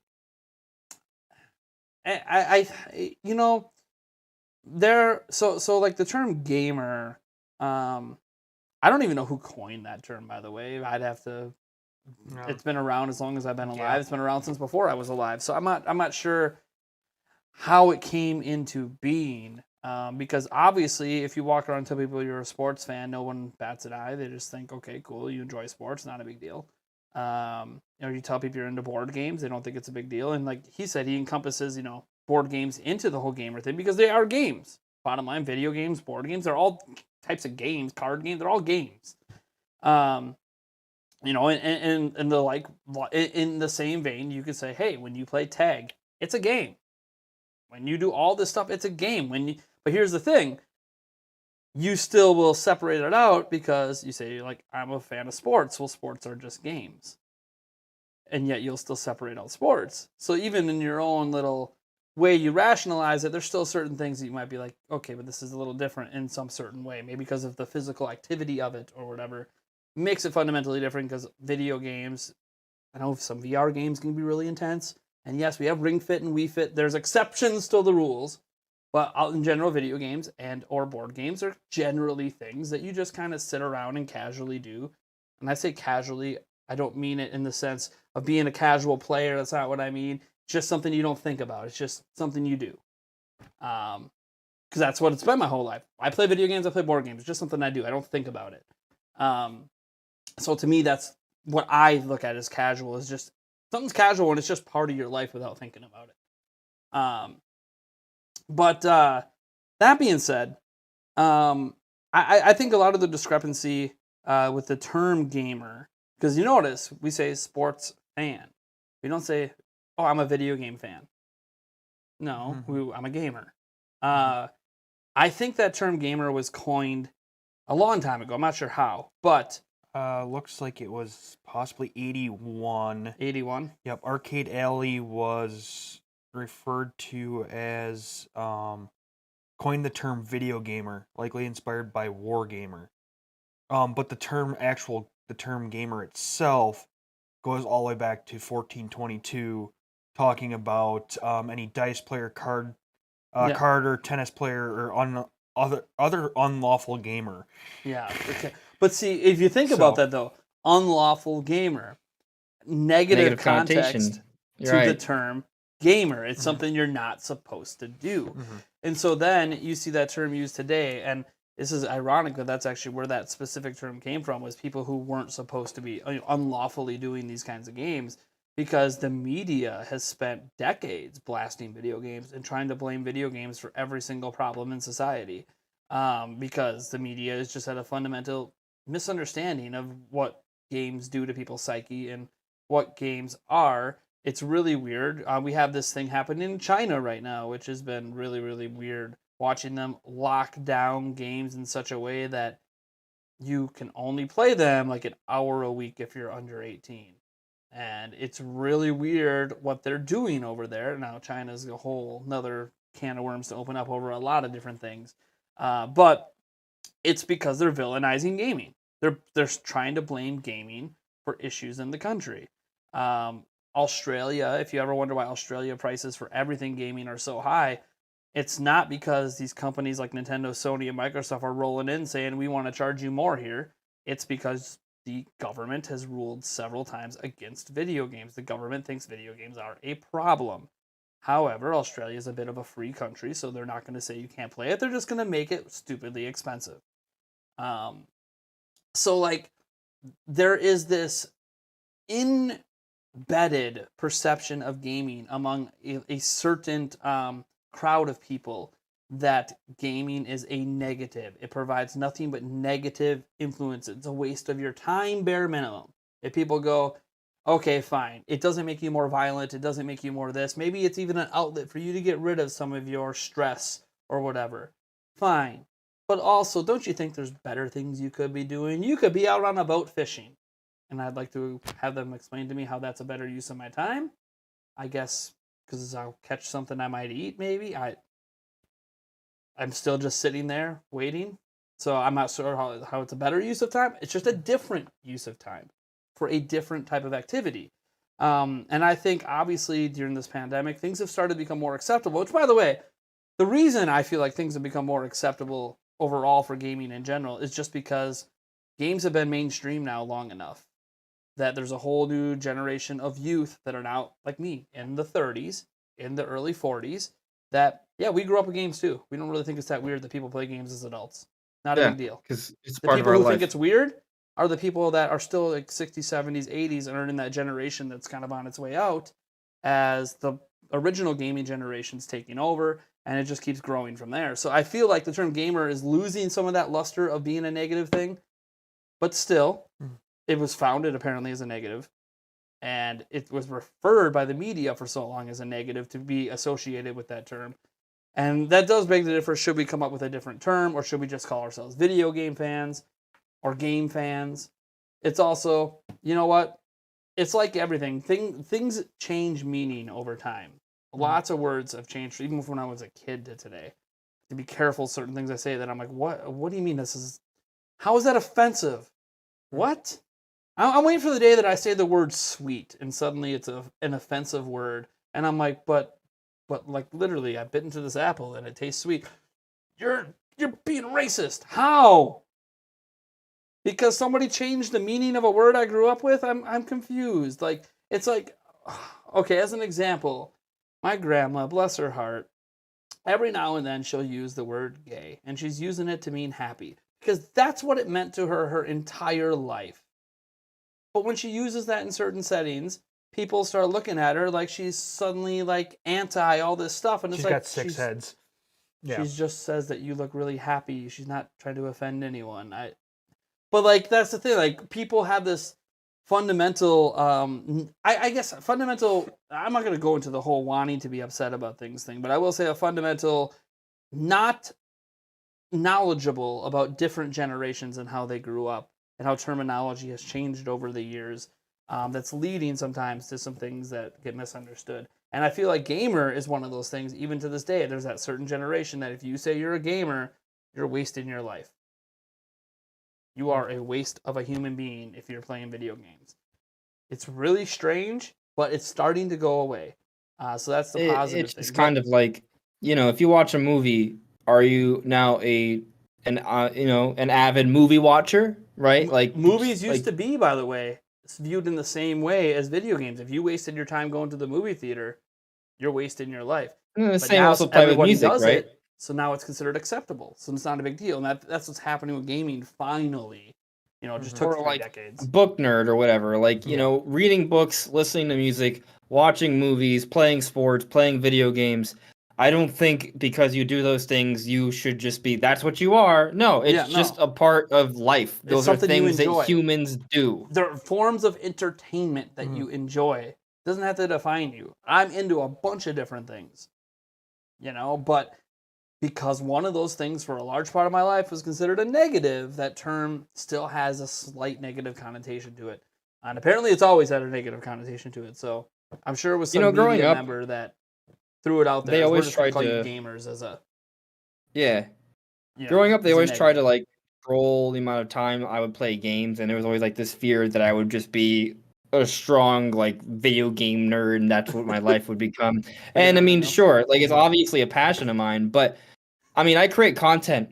Half of what I do isn't playing video games. It's making news videos and editing, right? And then there's the games that I play, but then I do other stuff. I work out. I read. Right. I play sports. Like I don't like looking at like what my parents feared as a kid. I would say just personally, like I feel like there's just a number of things I enjoy doing. Absolutely. I would say the fact that I do YouTube is like the realization of all of my parents' fears. Yes, Just to be completely honest. My parents hate that I do YouTube. So like this is like the realization of everything they hate. Putting yourself out there in front of people, where suddenly not everything's private anymore. Accelerating your video games into something more than just games. Like, no, you're wasting your life. And they won't say anything negative against it more than once a year now. Just had an argument with my mom last month. It's funny because she became like a supporter of the channel here in E3, and she saw all the views and she thought it was so cool. And then she called me one day because I made some post on Facebook or something that had nothing to do with video games or anything. And she's like, "Oh, are you finally done with that YouTube stuff? I'm so proud of you." I'm like, "Mom, no. No, this had nothing to do with that. This was about one of my kids. What? You are really desperately holding on that I give up one of my passions." And I just said, "I understand you come from an era where this is a negative. Just so you know, you shouldn't encourage your children to give up on their passions in life. I'm just letting you know. If you ever wonder why there's been a disconnect so many years with us, it's because you have been against my passion my entire life. At some point, maybe it's going to take this YouTube thing making millions of dollars someday. I don't know if it'll ever happen, but it'll have to take probably like YouTube, me being a big enough YouTuber where I can look at my mom and buy her a house. Yeah. Well, then she'll be like, "Oh, I guess it wasn't a waste of time." Yeah. Or she'll think it's cursed money. Here's the thing. Here's the thing. She's like, you could just work at McDonald's all the time. I'm like, "You're right, and I'd make less money than I do on YouTube. So what's your point?" Yeah. Like, it's like she'd be more respectful of me if I worked a normal 9 to 5 at like a fast food place. It's crazy to me. Anyways, we got this funny super chat in. Oh God. It's funny because I still don't know how this username is getting by YouTube's own filter system. Yeah. But the username goes, this guy's super chatted a few other times. He always, I think, just does it because the name is funny. Yeah. Smash my butt, Sakurai. Oh, yeah, baby. Yep. Fantastic. Super chatted $2 and said, "Thanks for being awesome." Thanks for having an awesome username that somehow gets around YouTube's filters. Right? And I don't know how you did it, but enjoy having Sakurai want to smash you. Yep. Smash or pass, right? Yep. Smash or pass. Multiple meanings. All right, so briefly, we obviously have this system coming out here. This is a platform that comes out the same day as Metroid Dread. I mentioned earlier that I felt like this is kind of the system made for adults. Now, this particular one is beat to hell and not put back together right and completely broken and only works in docked mode. So, like, you want to see the screen looks like, you're not going to get it. It won't turn on. No. Just so you're aware. No, he has not yet seen it in person. And now that he's here, he's still not going to see it in person. That's fine. Yeah. I will have a new working one on Friday. Maybe if you next want to week. stop by. But anyways, it broke during my ultimate teardown thing. You guys can go watch my video on that today if you want. We got to look at who makes the screen and all the other stuff. But yeah, it to me, one, it's what Switch should have been to begin with, to be completely honest. But beyond all I feel of like that, it does tabletop right. Oh yeah, it does tabletop right. The kickstand on this thing's amazing. Holy cow. Yeah, and the bigger screen makes just tabletop a little bit easier to sort of and do. just the build quality in general is better. The rails are slightly redesigned and a little bit tighter. Okay. So there's They a don't little feel bit less janky wobble anymore. on the. Well, don't worry about the flex. No.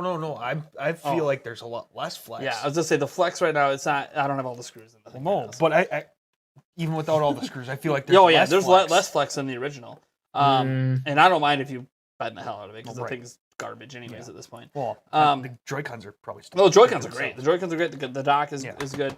But like everything about it feels like a more premium build quality. More sturdy. Yes. Like, it feels and a little bit heavier. even when you just look at it, like one, this feels. I don't know if this is metal for sure, but it kind of feels like, and it's always cool to the touch, like metal is. This up here is a type of plastic, but it's a matte plastic, and just the way everything on here is designed. This feels like a modern device, despite the fact it has the exact same internal chip. And this isn't me trying to sell you guys on buying one, because again, if you only play in docked mode for starters, there's literally no reason to get it. Unless you just really want white Joy-Cons that badly, I would say just buy Joy-Con shells and change them yourself, but then maybe you're not okay doing that. Fine, hire me to do it. I've done it before. Wouldn't surprise me if Nintendo came out with white Joy-Cons here in the next. They probably will sell them on their own eventually. Yeah. And maybe they won't. I have no idea. But I do think that it's just a system to me that, I held this system up before I tore it apart and broke it, and held up my other Switch in front of my kids, and I said, "Hey, which one do you want to play?" And they instantly went for my old one. And then I'm like, "Why?"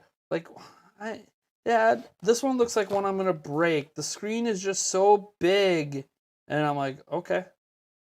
Cool. Yeah, you keep thinking that. You keep messing with my old one. That's fine. You ain't touching this one.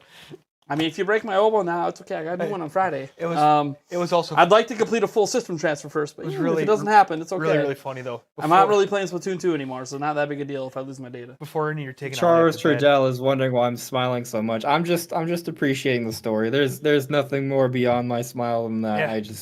Oh, you know what? Actually, I'm a little envious of that Switch OLED. Just say it. You're envious that I broke it, or you're envious that I've had it for a week? That is just a little confusing for me. I saw your video on it; it was entertaining, but I don't even want to think about the fact that it's broken. What's pecking at you? Yeah. Ask away. I don't know. There's nothing. I got nothing to say. I mean, I'm not going to ask you how you got it.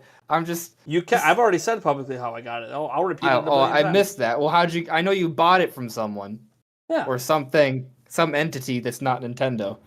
Of course. How'd you get it? The same way every other YouTuber who's had it for the last week got it.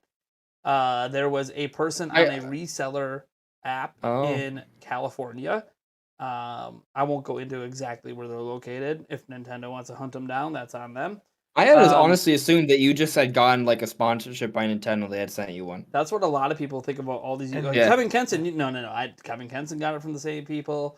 So did Beat 'em Ups. So did Bob Wolf. We all got it from the same person who was on a reseller app in California, and he originally only had a couple of them and sold them. And I found out about this because of a fan of ours bought one off of him, and it turned out to be legit.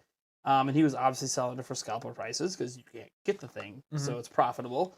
For him to do it, and I asked this fan, hey, can we get in contact with him and maybe see if he happens to have any more? I'd be willing to pay a premium to see if because since it's legit, if I can get it. Can you tell me? Can you give me a ballpark of that premium? $650. Okay, that's not. It's less than double. That Barely. included the next day shipping. So Oh, next that's day nice. shipping, by the way, is stupidly expensive. Yes. Wow. Okay. Wow. So Either way, I just don't looking shy at away that from it. makes Other me YouTube, smile. because like one thing you guys should know about my channel, I ain't gonna lie to you guys. I'm gonna be honest. Yeah, this is how I got it. I don't know the name of the guy. I couldn't turn him in even if I wanted to. Mhm. But bottom line is, that's how I got it, and that's how all of us got it, and all of us paid a premium to have it early. And so if I was gonna pay a premium to have it early, people like got mad at me because I broke it, and it's like, what do you think I paid a premium to have it early for? I mean, I feel bad. exactly? I feel bad that you spent that much money for one, but you have one. See, But it's broken. I've heard this This is sentiment just a a few times confusing today. thing for me to watch. Like, I'm envious of you for having one, but I'm also upset that you spent that much money just because you're my friend, and it's like you spent that much for it. But then you had it, so I'm also jealous. But then it's so beautiful, so I'm also happy. But then I realize it's broken, Right. so I'm like, ugh. But I'm like, oh, I really want one. Like, I it's think just, this is the conundrum with some of the people who have watched my videos. They're like, we really love your videos. You've done a great job, but why did you have to break it? Why this? Why that? I'm like, well, one, I have a brand new one on Friday, so it's like not even that big a deal to me for it to be broken. And two, it was a lot of money. I just don't worry about that sometimes because one thing I've discovered, this by the way, this is the first time I've ever had a platform before it's came out before. Nintendo's never sent me one. I've had games early before with NDAs and everything, but I've never had a system early. So the fact that I got my hands on the system, which we'll see. I'm wondering if this guy is going to start getting everything early all the time. That would be kind of crazy. If I could suddenly get my hands on future Nintendo platforms early, he'd probably be busted by then. But the thing is, what I've discovered in the last week, outside of how much I actually enjoy this, and I'm really glad I'm getting one on Friday. Like, I could have canceled my pre-order and not broke this one and been fine. But the thing is, I realized over the last week how much I enjoy making unique content that you can't get anywhere else.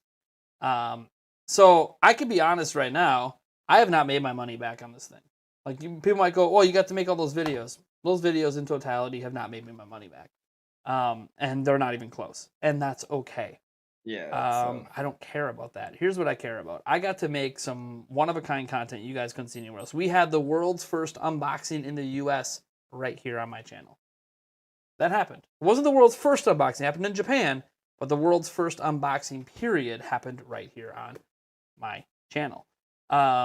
That's cool. I got to do something that other people couldn't do at the time. Beyond all of that, we obviously were the first people in the world to take apart the dock and compare it. That's really cool that I can do that. And a lot of you guys saw I got spread on a lot of YouTube channels yesterday. Not all of them were linking to me. That's a general issue I have with a lot of YouTubers in general who don't source any of their news. I think it's really kind of crappy they don't do that. And I know they might say, well, they mentioned it in the video. You can mention a source in the video all you want. You're putting it on the user to hit Google and try to find things when you can literally just put the link in the description. Just saying, this is a criticism I have. I'm not saying that Andres does this. It's just in general. Like, I can literally say Spawn Wave. I called him out on it one time 2 years ago, and he's been doing it ever since. Because he said, you're right. Why aren't we doing this? And to me, this is because a lot of YouTubers, by the way, I know why it doesn't happen. Most YouTubers weren't journalists first. I was a journalist first. So I know the importance of sourcing and having easy links that people can go verify your information. It also absolves you of the ultimate responsibility for false reports. I'm curious what you think though, because if it's like something that's like new information, I'll post the source, right? But if it's something I've been talking about the channel multiple times, I won't post it's the only source. the first time you bring it up. Because the thing is, like, because when we talk about things, right, it's really like it's built upon article after article after article, like going back months. Like, so like after a certain point, like you can't reasonably just source 76 articles every single video. But you can source your original videos that you first mentioned. Right. Yeah, and that's what I try to do. Yeah. I try to do unless it's like that creates the trickle. You even see this on actual news articles like CNN. There'll be like an update to a story that's a brand new article, and they'll just link their old article that'll have the original sources linked within it. That's just as long as you create a source trail that people can just go tap, tap, tap, tap. There we go. Instead of having to go to Google and physically search for things, which doesn't always work out. It can be really hard because I can't tell you the number of times that people come to my videos and I find this hilarious because they just assume I don't have any sources, We're gonna say you're just making this up. No one else has reported on this. It's fake news. I'm like, no one else has reported on it. I literally get all my news from everywhere else. Why don't you go down in my description and check out my sources? And then they're like, oh shit. Like, yeah. I Yeah. know. Not most Kinda dumb, YouTubers right? don't actually link their sources, so Mhm. that's how you can know I if someone's making up shit or not. It's you hard to ever know on see some some of channels if those? they're making stuff up because they'll say, "Oh yeah, this source so and so said this," and it's like, okay, do you have proof of this anywhere, or are you the source? Mhm. Oh, you're This not the is my source, but you're also not going to link us Yeah, to where you got it from. That's right. weird. My pet peeve is similar. I mean, I don't like it either. But for me, like just like in particular, especially go back a couple years ago, like those Smash speculation videos say, "Oh, there's this crazy rumor leak might be true or is true," even though it's not true. Mm-hmm. And you're like, "Okay, well, what is it?" And they're like, "Oh, so on 4chan this happened." And I'm like, "Okay, great. So this is definitely bullshit. But could you at least provide the source so I could look at it for myself?" And they Even when won't they do say that. 4chan, right? Like, There it's can fine. still Okay, be you a told me it's link. 4chan. Can you link to the 4chan thread at least? Like, No. They can I don't. at least look at this thing? You're just saying 4chan in general, which, by the way, legit leaks happen to 4chan all the time, guys. It happens. It's just 99% of the stuff is fake and made up because it's anonymous. By and the anyone way, can say the anything. Sora one, apparently that there was like this big Sora leak thing going around. That was from 4chan. So I don't know Yes. if it was a coincidence, but it may have been a legitimate leak. So, One, Sora ended up coming true, obviously, and two, Yeah. it was the way in which it was all worded that actually made it feel like this is different than other leaks. Other leaks like Sure. Sora's going to be in, and I'm going to tell you exactly how the reveal trailer is going to go and Yeah. all this. And this person's like, no, here's the deal. Here's all I know. I work at Disney Music, and hey, Nintendo had to contact us for permission to use some songs. That's it. He didn't provide any other details. He said, well, logically, the only conclusion I can have from that is Kingdom Hearts and Sora. Why Mhm. else would they need permission from us for anything? And that was it. And it was like super vague. And like, by the way, those are the kind of rumors that are kind of like, okay, those ones might be real because that's a realistic situation we can all Sure. You know what would have vision. been funny, This is though? not someone saying they know Sora is going to be there. This is someone saying, hey, they did contact us for music rights. You remember Epic Mickey? Yeah. What if we got Mickey Mouse instead? Like, and they said Sora based off the information, but they interpreted that information to be Sora, and it was a Which obviously smart ended up being correct. interpretation. It was a But guess. It was always a guess on that rumor part by the person who said, "Hey." But He didn't even it's say an what songs example they of contacted what him. happens with rumors, though, right? Like, sometimes you have someone who gets legitimate information, and then they surmise what it means. They make that Yes. mental leap, and oftentimes they're wrong. Yes. And this is why, like, even in my rumor videos that I do, guys, I always try to make sure, like, here's the actual rumor. This is all my opinion on it or my summation of it. And this is something that I'm always careful with whenever I report on Samus Hunter rumors, because she has a tendency to inject her opinion on what that information means, and does a really bad job of separating that out. So like she'll say, "Oh yeah, I was look at this information. I was right on it." Yeah, but the way you phrased what was going to happen wasn't right, but the information was correct. Your interpretation of that information was not. Need to separate that out better, and I've told her behind the scenes that you need to do a better job of clarifying your opinion versus known knowledge that you have. And this is just true for, I think, anyone who reports on rumors that, like, it's okay to have your opinion, of course. It's just make sure that, and this is a criticism of mainstream media as well. They're really bad about separating the facts from the conversation around the facts. They muddle it together because they obviously have, I don't think it's too controversial to say that most of these major organizations have some agendas on hand with how they cover certain stories. I try not to have any agendas with any of the stuff I report on, other than I just want to put together a good video, and I hope a lot of people want to watch it. And if not, oh well, life moves on. Like, I'm going to do a Metroid impression video next week, Metroid Dread 1, even though I know it's not going to do well, because I kind of want to just get going with a bit more impressions on games, and it gives me more excuses to justify to myself to set time aside to play games versus just making the next YouTube video or making the next this. Because, guys, I love playing games. I really enjoy it. But, like, I'll be sitting there playing a game, and since I don't really do anything on my channel with playing games, like, I don't do reviews, I don't do impressions.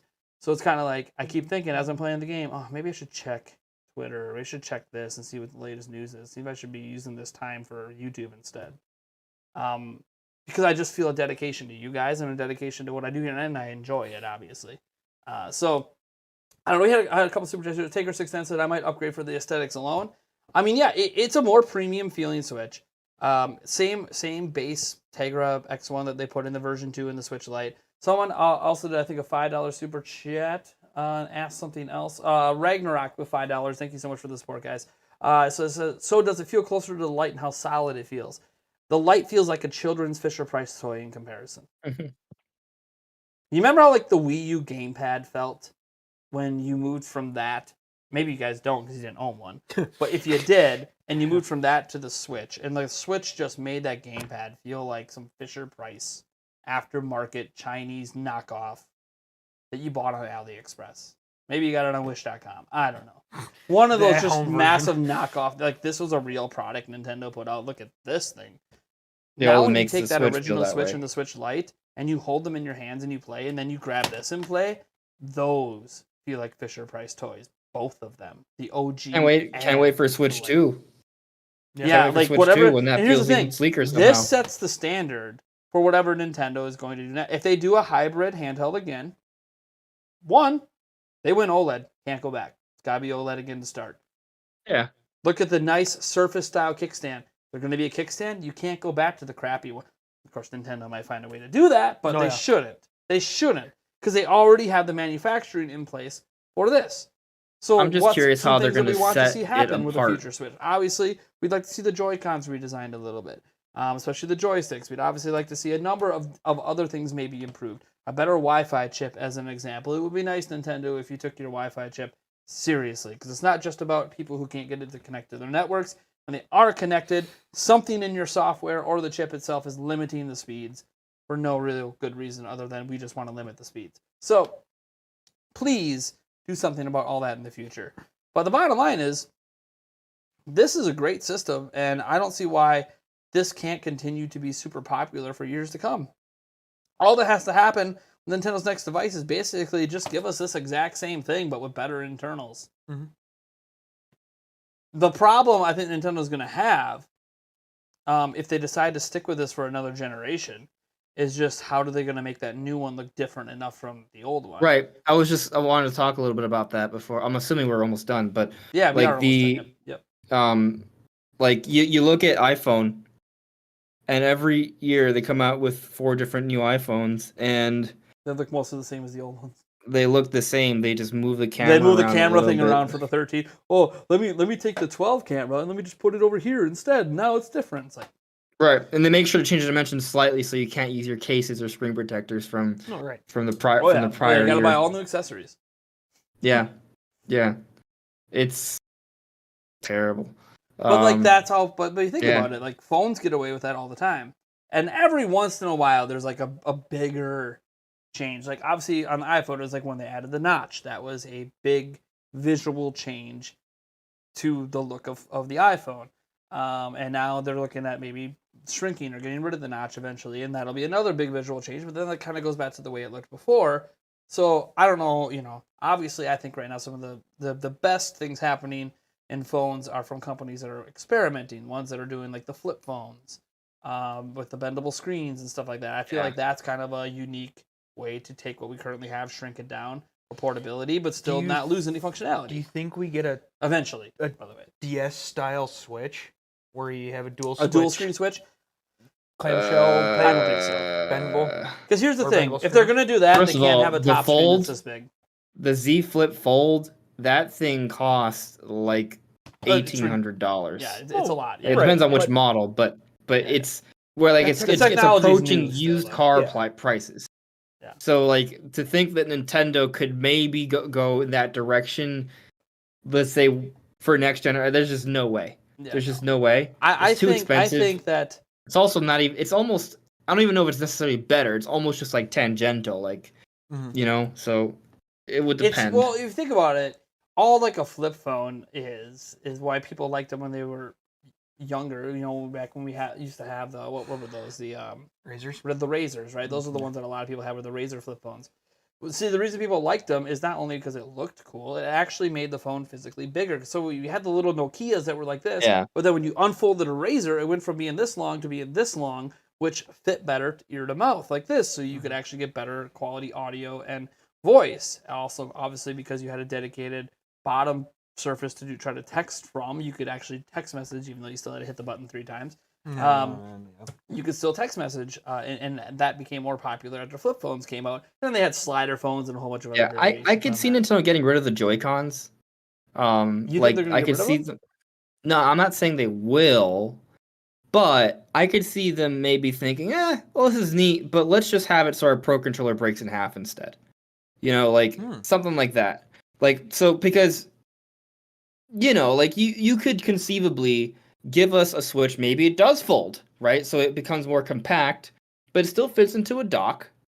You pull it out, but when you fold it out, the controls are just kind of like, maybe like a Game Boy Advance or like the Switch, but it's just attached, like a Switch Lite, really. Like, that's what it would be. And then when you want to use that Joy-Con thing, the Pro Controller can split into 2. Like, it just has that functionality. Like, conceivably, they could do that. I just want Nintendo to be iterative. And I've never really said that before because people usually get excited about, we don't know what Nintendo's next gen system's going to be because they keep doing all these different things. And it's like, well, DS to 3DS was pretty iterative. They introduced the 3D technology, but it was the same base concept for a system. And I would like to, while that necessarily didn't maybe work out the way Nintendo hoped, obviously they went from 150 million DSs to half of that with 3DS. They obviously hoped they could catch lightning in a bottle twice. What I will say is that this is different than that. This feels like a more modern device like adults already own, and we're used to just getting those iterative upgrades where visually it'll look very similar, but internally it could be very different. As an example, it could look exactly like this, but this 7-inch screen is 1080p instead of 720. There'll be some very minor aesthetic differences, but it's going to come more down just to the branding and marketing of the box and what they're saying. Like you said, the internals. This is a 4K Switch. This is what it does. Your games are in 4K. Your games are consistently at higher frame rate resolutions. Better Wi-Fi card. Actually be clear in their marketing? I mean, they've done a pretty decent job this generation. Well, they've done decent with Switch, but they haven't always done decent with very clear with the Wii, not so much with the Wii U. Yeah, very clear but this with is the a Switch, different. This feels like different now it's time Nintendo. for not so much with the next. I think the team they have together now, like they understand. And actually, I want to talk a little bit about just that whole transition because you were talking about how Nintendo at times has been iterative. The NES to the SNES to the N64 to the GameCube, I would argue, pretty iterative. Like, sure, there were innovations, but it was all kind of like a steady, straight line. Right. It seemed like it was a linear progression. The Wii was a sort of a side move a little bit. But then you look at the handhelds, Game Boy, Game Boy Color, Game Boy. I mean, I understand Game Boy Color is almost like the OLED of that, but you get my point. Of the Game Boy, Game Boy Advance, and even the DS, I feel like was still iterative upon the Game Boy Advance because everything the Advance was just more and better. And then the 3DS. So you could argue with handhelds, Nintendo actually has been iterative, like it has been on a linear progression, even though we didn't know where that progression was going until the 3DS, and then they moved to the side or the diagonal to the Switch, right?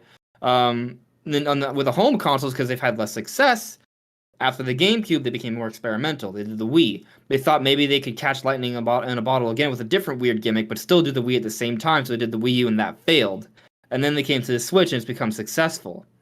So, I mean, I think, even though it seems like there's this history of Nintendo doing weird, bonkers things and not having a linear progression and being iterative with their upgrades, I think that has more to do with the fact that they knew that they didn't have something that worked.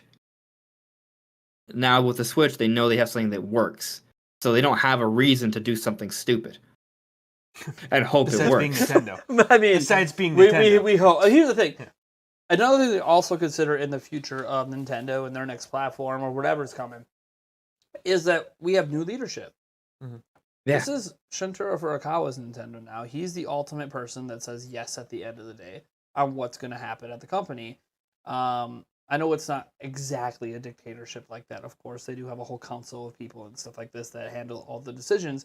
But he's obviously the one that's going to guide them towards what he thinks is obviously the future.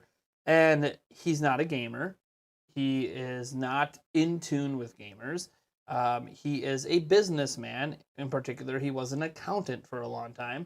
And one thing that's exciting, if you enjoy this prospect, is that people that know a lot about money sometimes can objectively look at the things that make money and realize we just need to keep doing more of that thing instead of trying to do a new thing.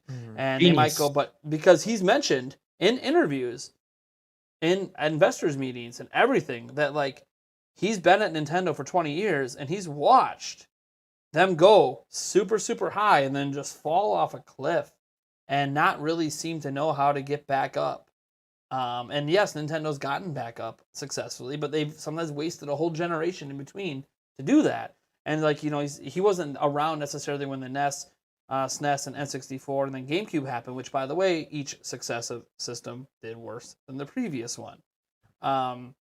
Which, by the way, a Switch 2 might not sell as well as the Switch 1. We don't know. But the thing is I think he's fundamentally looked at it, saw what Nintendo has done, and realized there's two things that need to happen. Well, really three things. One, we need to not confuse consumers when we release our next product. If we confuse the consumers, that product's going to fail. It doesn't really matter what it is. We can't confuse them. Two, our old product that maybe we're following up, we can't just let that product limp to the next product, because that's what Nintendo has traditionally done. They've let their systems die in the last 2 years. Even though I know we didn't technically have Skyward Sword in the last 2 years of Wii, it came after Wii U was already announced. So what do you learn from that? One, don't talk about your next platform until it's about to come out. Number one, announce it in summer, bring it out holiday. Yeah, done. Shorter reveal windows. Done. Yeah. What did they do with Switch? Announced in October, released in March. Now, they did tell us they were going to announce it in October because they denied they were canceling Wii. By the way, for people who think Nintendo doesn't lie, they literally, at corporate investors meetings, denied that they were going to discontinue the Wii U, and then they discontinued it a month later. So, just like Nintendo's going to, they've learned, hold back on console announcements until we're basically ready to release it. Even if rumors are out there, maybe they'll address it and mention we're always working on something, but they're not going to officially announce something until they're ready. Look at Switch OLED. Announced, out in a few months. Switch Lite, announced, out in a couple of months. This, I think, is going to be Nintendo's pattern moving forward, even with a next-generation device. They're not going to do an Xbox Series X By the way, unveiling at the Game Awards and then wait a year. You know, I'm curious what you think, because I don't think we've had a chance to talk about the patent issue and the Bloomberg report and how it all seems conflicting versus what Nintendo said. I don't think Nintendo straight up lied. I think that maybe plans changed, and I think what's going down is that maybe there is evidence of some R&D for 4K gaming, but I think that's for Switch 2 at this point. have you watched? And I think we see that by holiday 2023. Have you watched Hogue Law's video on this? Whose? Hogue Law. Nope. Okay, go watch that video on Nintendo's statements on this, and you might come away shockingly surprised at what Nintendo is actually doing, because they're denying something without denying something, and they're doing it in a way that they can get away with it with their investors, and they're doing it in a way that they've consistently been doing it for decades, and every single time it's been technically what most of us would say is a lie, but legally it's not, because of the way they word things. It's very interesting. And he's an actual lawyer that, you know, not saying he knows everything about Japanese law and all that. Of course he doesn't. He doesn't claim that. But he's just saying from a legal perspective, he could see how Nintendo does all this stuff. And he brings up a whole bunch of references. It's a good video to go watch. My thing with this is, I don't know, by the way, if Switch Pro is a real thing or not. And I don't have any sources. I don't have any information on any of that. I do know that this dock seems like it's future-proof for a system that isn't currently here yet. Could have been canceled plans. Could also be making sure this is compatible with Switch 2, because maybe the original dock won't be. I have no idea. But all I know is I just don't see them coming out with another system next year that's more expensive. I don't see that happening. So I think they have to wait 2 years. So I hear you on this front. This is obviously into a different conversation on when we think a next system can come. I'll say this. New Nintendo 3DS came a year later and was more expensive. 2, having owned this system for a week, this just replaces the current Switch. they're going to discontinue the current Switch, guys. That version 2 red box Switch, it's going to be gone in 6 months. They're not even going to have it on store shelves. They're going to be done with it. This is going to be your only dockable Switch option by summer next year. And because of that, I do think this thing will actually get a price drop right around the time they're ready to announce a more expensive, more powerful platform. And this will take the place of the Switch that gets discontinued at $299. Now, then you say, why do they charge you more now? Why don't they just discontinue it now? Well, one, they still have a lot of the old systems in the supply chain that they need to sell.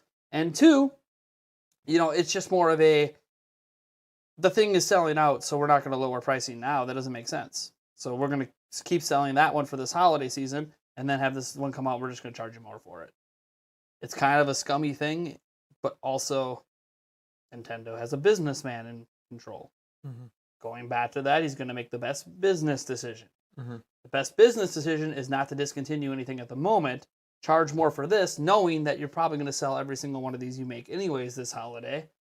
Worry about the price drop next summer when people start to realize maybe we shouldn't spend $350 on this. You're right, you shouldn't. You should be spending $299. It's profitable for us next summer.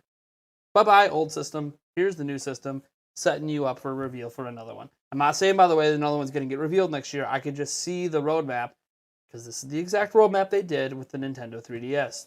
They charged you more for the 3DS XL, then they discontinued the original 3DS. Had the 3DS XL price drop, then they announced the new Nintendo 3DS at a more expensive price point, and they did this all within the span of a year. Nintendo has literally already done this. So there's no saying they won't do it again.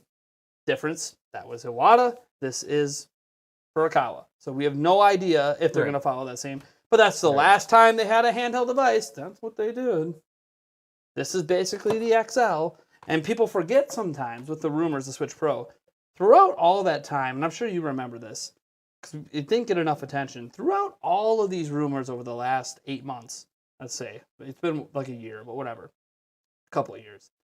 There's also been another rumor floating along with it that Nintendo was working on 2 new Switches, and that one of them was just going to be a bigger screen. And that mostly got brushed under the table, because most of the rumors were about 4K and DLSS, and here's the one with a bigger screen. And they weren't going to release 2 new systems at once, so it would make sense to release one to replace the current before you release the upgraded one. Maybe. The only reason I say that is because if they release an upgraded one that uses the exact same chassis, the thing is, if it uses the same chassis, they print something different on the back, Nintendo Switch Pro or whatever, but if they use the same chassis, that would make sense, because then they can lower costs of manufacturing, because they don't have to make 2 different chassis like they're currently doing. They're currently making the old chassis and the new chassis. Get rid of the old chassis, make the Pro use the current chassis of the Lite, or the dang XL, the OLED, and move on. I don't know. It's just a theory, by the way. This is just based on Nintendo's history. We don't actually know anything. I have no sources on this. Just like I don't know what Nintendo's next-gen system could be. I've talked about this before. This is Nintendo. I'm not going to be shocked if their next system is a Roku stick you plug into the side of your TV and you're game streaming for now. I have no idea what Nintendo's doing. At all. It's all guesses. If their next system is a Roku stick, a Roku-like stick device with a controller, and that's it, I'm telling you right now, put it on record, I will jump off a bridge. This bridge probably will be like only 4 feet high, but I will jump off that bridge. I promise you, I will find a bridge and I will jump off of it if this happens. You can come and visit us. We got a bridge right next to us that's about 15 feet, but you go into about 40 feet of water, so you're good. I've jumped off it plenty of times. All right. So you can even make it more risky if you want. Yeah. There is a dam down in the park that if you jump in, there's only one spot. If you jump in, you'll be fine. Yeah. Just make sure you jump to that spot. Yeah. I've done it. I have completed the jump multiple times. I would want to play this Roku-like Nintendo device, just for the record. I will still play it. I will still buy it. But I will jump off a bridge. First. Of some kind. And then he's gonna get back up, and he's still gonna be a shilling buy it anyway. See, he's gonna be. I don't want this thing, but I'm still gonna buy this. No. I'm gonna buy it. I'm gonna want it, but I'm just gonna be shocked. Yeah, that's all. It would be pretty shocking. I'm just throwing out there that I don't get surprised as easily by anything Nintendo does at this point. Yeah, hybrid system. It was rumored 3 years before Nintendo announced it. bottom line is we don't know what's coming next. All I could do is look at rumors, look at the history of rumors, look at when there's smoke, there's fire, and there usually eventually becomes a product. Switch Pro, 4K, it's so DLSS. tough. That's probably going to be a product games someday. lineup next year. Yeah, and that's what I mentioned. The thing Nintendo's doing. One, they're not letting the system limp to the end. That's a huge thing. Like, keep releasing big games. Because guess what? This is what Sony does. Sony has a weird thing where the end of their generation is so much stronger than the beginning. And Nintendo is trying to be like, we want to be strong start to end. And nobody's really actually ever done that. It's always been strong at the beginning or strong at the end. Sometimes you're strong in the middle and you suck at the beginning, you suck at the end. There's never been from start to finish are we strong. By the way, that doesn't mean there's not down years for Switch. Of course there is. Mm-hmm. But every other year, Switch is baller. And they're about to do it again. Mm-hmm. And technically, you could argue this year, the end of this year, has been send me a link to that video. I got to see it. I think Nintendo is going to release another system in 2023. 2023. That's where you're putting your marbles. Whatever for now. Is. Like which, by the way, game... Switch Lite and version 2, 2019. Right. Switch OLED now. 2021. Next gen or some other Switch, 2023. 2017, 2019, 2021. I can also see a world where this was meant to be a 2020 system. And hello, pandemic, how you doing? We can't even keep the current Switch in stock, so why are we releasing a new one? Sure, but you could also argue that right now it's hard to meet demand because of the semiconductor issue and chip shortages, right? Like, so to get this system, the OLED, to meet demand, and then to come out with another one just a year later, and for it to be more expensive, when that's not the pattern they've been following, at least with Switch, I'm hesitant to believe that they're going to do that at this point, this late into the game. The implication being that this Switch Pro is a mid-gen refresh, right? Well, I have a different... It's not even just that, right? If the mid-gen refresh comes out holiday 2022, that's 5.5 years into the system's life cycle. How much more do we wait before Nintendo puts out the next system? Do they just wait a paltry 2 years? Or... I feel like they have to... Okay, go on. As I've thrown out before, it's called iterative for a reason. They never have a next-gen system. It's just a new, more powerful one every 4 or 5 years with a light version or something in between, and you call it good. And it's just like the dang phones. Yeah, it's iPhone 13. Call it an iPhone 12s like they used to do. It doesn't really matter. It's the same. Right, the original iPhone doesn't work anymore. Right, like eventually you phase out the older. But they phase out models every few years. What is it? iOS 15 that recently came out like a month ago. It's compatible all the way back to the iPhone 6s. That's quite a ways back that they're still showing support. My point with the iterative system thing is that it is like phones, just not every year. It's the OG Switch and Switch Lite will be phased out as the new one comes in. The Switch that's 2, more the powerful. Switch Now, this 3, has the same Switch, specs, you might say, so they might not phase them out right away, of course. They might not be manufacturing them anymore, but the games they make for the new Switch will still work on the OLED and still work on that. But then whatever the next more powerful one is past the Pro or Switch 2 or whatever they call it is, new Nintendo Switch, that's when this device and all the original Switches are phased out. Instead of calling generations, they just go, no, this is just the next Switch. This is the next system. Just like iPhone 13 is the future of iPhone. Yeah. It became a brand unto itself. When do you Galaxy, think that happens, the future of Galaxy, the future of this, the future of that. So, like, you're not really replacing, you're just slowly phasing things out as you release new devices every 2 to 3 years. But the thing that kind of gets me, and I love that idea. I want that. We've talked about it before. I've been saying this since 2017. Yeah, we've you and I have talked about on this channel at least once, maybe twice already. But and I've talked about it as well a few times. I love the idea, but the Switch OLED basically has the same specs as the original Switch. Yes, that's kind of the one thing that's like. And so that there's a 4.5 year gap for that, right? So imagine so when do they phase it out? Because let's say they wait until 2025, that means a Switch OLED will have only been viable for 4 years. So. I don't know. But here's the thing. what did we just say? Switch OLED is just a refresh of the current Switch. It's not new. It's just a refresh. Mm-hmm. So when you consider what it is, who cares? The overall platform of Switch, that Tegra X1, will have been the lead platform for 2025. That puts it at 27, 8 years. And by the way, 8 years is not insane, guys. They said this was going to be the longest generation they've ever had. 8 years would be it. I mean, if they went if 7 you with think Wii that DS. at 2025 they stopped making games for Switches between 2017 and 2021, you could just look at it as that's when the next generation starts, and you just bought your system late. Like, well, yeah. There I you mean, go. there's Yeah. obviously when they actually cut support, like 3DS kept going for a bit. There's when they actually cut support and stopped manufacturing versus when the I new mean, system I launches. think regardless, the base Switch will still be playing new games until 2025. Yeah, and if I think that's the case, basically exactly like the 3DS. yes. And I think if that's the case, why is it inconceivable that there's some sort of pro device that comes between now and then that continues to play games after 2025 for another more powerful platform that comes out, say, in 2025? Like, I don't know whether there's a world where... Now, again, this, by the way, is me asking Nintendo to do something they've never done, and I have no indication that's what they're going to do. Again, even if they released a new Nintendo Switch, say, next year, that is the same generation, but a little bit more powerful. Even if, by the way, it could literally be the Tegra X1, but actually unlock the full potential of it, which the current Switch does not do, by the way.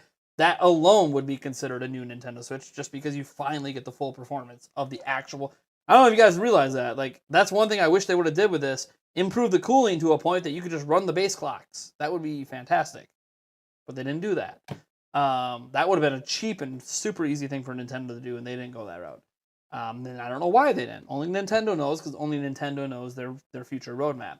I think what's interesting when you brought the patents up before is obviously the one patent, in particular, the one that's dealing with an upscaling system, an AI upscaling system that can do 4K, kind of goes against, obviously, Nintendo saying these don't exist. We don't have these things out there. Which, obviously, as all of you guys should know by now, Nintendo has 1 billion patents. I was going to say, here's the other thing, too, is could they just be putting this patent out there so nobody else can get it?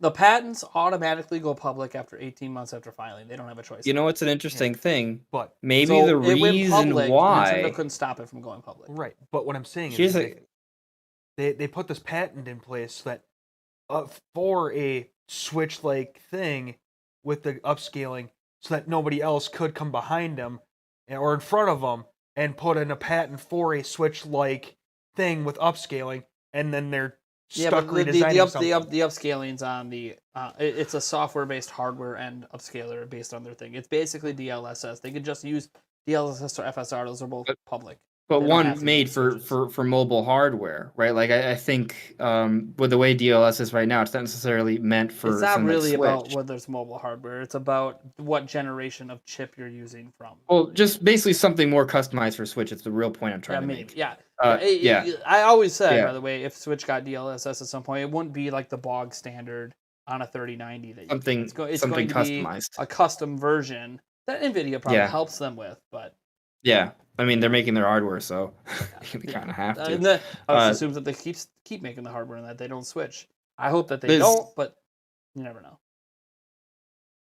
There's something I want to bring up. N64 Ocarina of Time with Switch. We're not gonna be talking about that today. We literally talked about that last podcast, so that's not gonna be a topic for today. We're actually gonna be wrapping up this podcast here in 9 minutes. Yeah, so a couple things I want to bring up. One, it's possible that this Switch Pro or upscaling Switch, we keep saying 4K. Well, what if the reason Nintendo isn't lying is because everyone who's made these reports has assumed 4K? What if it's just not 4K? They're using this technology, it will improve performance, it will improve visual fidelity, but it's not to 4K. Maybe it's just 1440p. And maybe they do it from a pretty low resolution, so Switch games perform really well. They target low resolution, so they have high frame rate, and just go to 1440p. And all of a sudden, all those 4K dev kits, well, yeah, they're not real because they were never meant for 4K. They were meant for something else. Yeah. By the way, it's interesting because when you look at Bloomberg's original report, they very clearly in the report say it has a 4K output. They didn't say the system's giving that the dev systems are giving you 4K native resolution to play on your TV. They're saying the literal video out they can put into a TV outputs at a 4K signal on these new dev units. By the way, this Switch dock has all the hardware it needs on the inside right now to give you a 4K 60 FPS output to your TV. Funnily enough, Nintendo's not going to talk about that, and it's software locked at the moment, but this dock can be updated and it could unlock it. I've already proven when I tore it apart that all the hardware is already there. Now there's multiple reasons it could be there. It could just be there because of cost reasons or some contract they have. There's a lot of reasons that it might be in there, but the bottom line is it has the physical capabilities to do that. Technically the original dock could as well, but it could only go out to 30 FPS, which is why you wouldn't use that anyways, because you don't want to be capped like that. You want to hit at least 60. But the thing is, Nintendo technically already has a 4K output right here. It's just not enabled. So it's like hard for me to believe that there's dev units that literally will read on a TV screen or a monitor as 4K. No. But Nintendo's wording was very interesting on it because they worded it as in a device outputting 4K visuals, which isn't what Bloomberg said. But it's a way for Nintendo to deny without denying, if that makes sense. Yeah. Nintendo's very careful about it. There's something else I want to address. Alex Arias, I hope I pronounced your name right, said this. The 3DS had 6 different models in a 6-year span. If y'all really think they can launch in 2011, XL in 2012, 2DS in 2013, new 3DS in 2014, but can't do OLED now in 21, then Pro next year, y'all on some. So I'm telling you, I've never said it can't happen, just to be clear. Right. Okay? Yeah. What I'm saying, though, is that I'm skeptical because if you look at the way they're handling the Switch, not the 3DS, but the Switch, it's been different. Switch came out early 2017. They waited 2.5 years for Switch Lite. And then 2 more years, 2 years and an additional month, they come out with Switch OLED, which increased in price. And also, they came out with the base model, then they went down in price, then it went up in price. This idea of a 4K Switch would go up in price, likely more than just $50. To do that a year later, which would then be the shortest window of all the revisions and be the most expensive one, that has me skeptical, especially when you consider that right now it's tough to meet demand because of the semiconductor issue with the Switch OLED and the chips and all, to then come out with another one just a year later that's more expensive that goes against the rest of the pattern of the Switch era. That's why I'm skeptical. I understand Nintendo's history with the 3DS. It's not the same situation. But it's also possible. You could also argue, and this is to support their argument. You guys know I'm already on this side of the fence anyways. I think it is possible it can come next year. I look at it as Switch is also a very different type of lifespan. One, how do we know this wouldn't have been a year after Switch Lite? We don't know. There was a pandemic literally months after Switch Lite came out. Sure. There was a pandemic. Well, so there is one key difference. We don't actually know if this might have been a year after Lite. We don't know. The thing is, Light's the one that's interesting because it started later, right? Light, your point on Light coming like 2.5 years later is entirely valid, right? Because we got March of 2017 to the September area of 2019. The thing is, Shunta Furukawa said at the beginning of 2020 at an investors meeting they had no plans for a revision. In 2021, he did not say they had no plans. So that's the one key difference there that implies that there never was a plan for a revision in 2020. Go watch Hoglaw's video. He actually said something in February of this year that there wasn't going to be any revisions. Check it out. So, but again, that's he just makes really good videos in general. I will spread Hoglaw for life, not just for this other topics. The other thing is too is maybe in 2019 they had a plan for the upgrade, and then the here's, pandemic no, hit here's my the back thing, end of though. it, and then so 2020 they never had a plan. What plan. people forget about the 3DS is the 3DS flopped at launch. No one wants to bring this up. The 3DS failed. They needed to rush out. They had to rush a revision out that made more sense. So its first revision came super quick because they had to. Switch took off like a rocket. I firmly believe they were all ready to launch a Switch Lite in 2018 if they had to.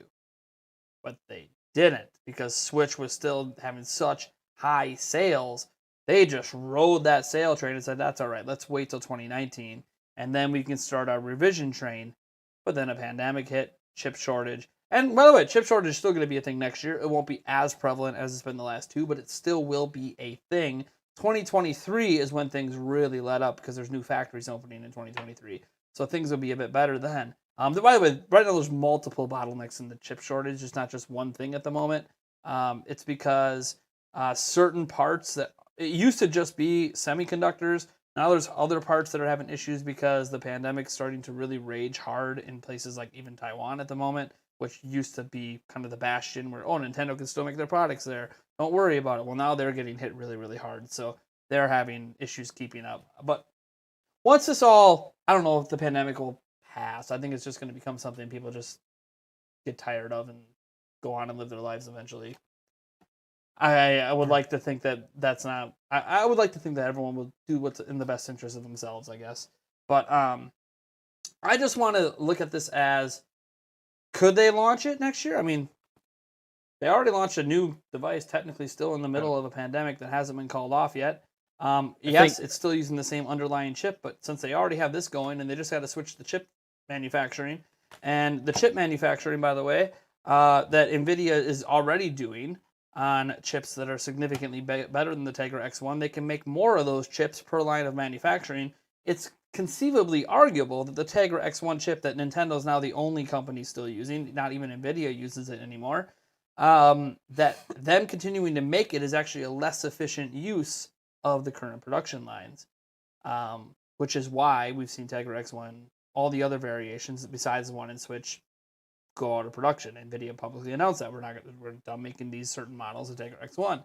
I think they'd like to be done making this one as well, but if Nintendo's going to keep ordering millions of them, they're not going to say no. They're going to keep going. They have a contract. They have to honor the contract. Well, not just that, but that'd be really stupid to just turn down that. Well, many. that and right now Nintendo's the only avenue NVIDIA has at the moment into console gaming, right? And they're going to want to keep that partnership exactly. going. Oh, yeah. I want to go back to the 3DS thing, Sure. just because I remember analyzing this a few months ago. Yeah. And I kind of forgot. Like you could talk about like the different DS lines that came out and be like, oh, they came out almost every year, but let me just kind of go over the dates, okay? So new 3DS, it came out in Japan first, early 2011, and a month later came out in the other regions. Okay, so let's just look at North America just so for some consistency, right? The original 3DS came out March 27, 2011, and then in America the new I keep saying new, but the Nintendo 3DS XL, so the next iteration, came out August 2012, so almost a year and a half later. Over a year is the point I'm making with that. And then the 2DS, which that launched, I'm here on the site. The 2DS launched in what, 2013? Yeah. I don't have the No, it was announced August 2013, and its release date just a few months later. It came out late 2013.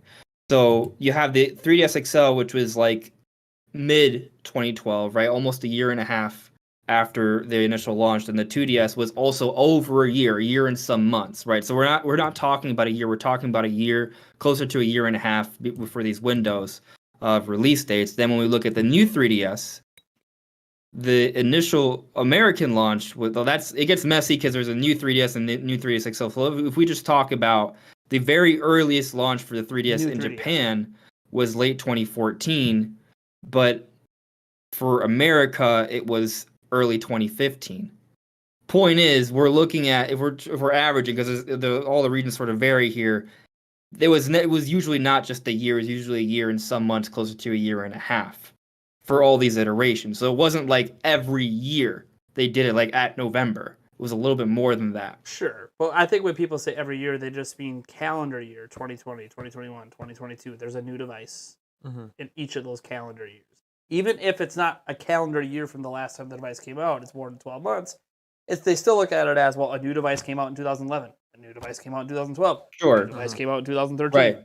So I understand the But way you're the phrasing it, but a point I'm lot of that making is also has to that do with, well, part of it has to do with when they released the original 3DS. Obviously, that was at the time, that was a very odd release timing for Nintendo. Now, yeah, lo and behold, yay, you can release devices whenever, just like a Switch. It doesn't really matter.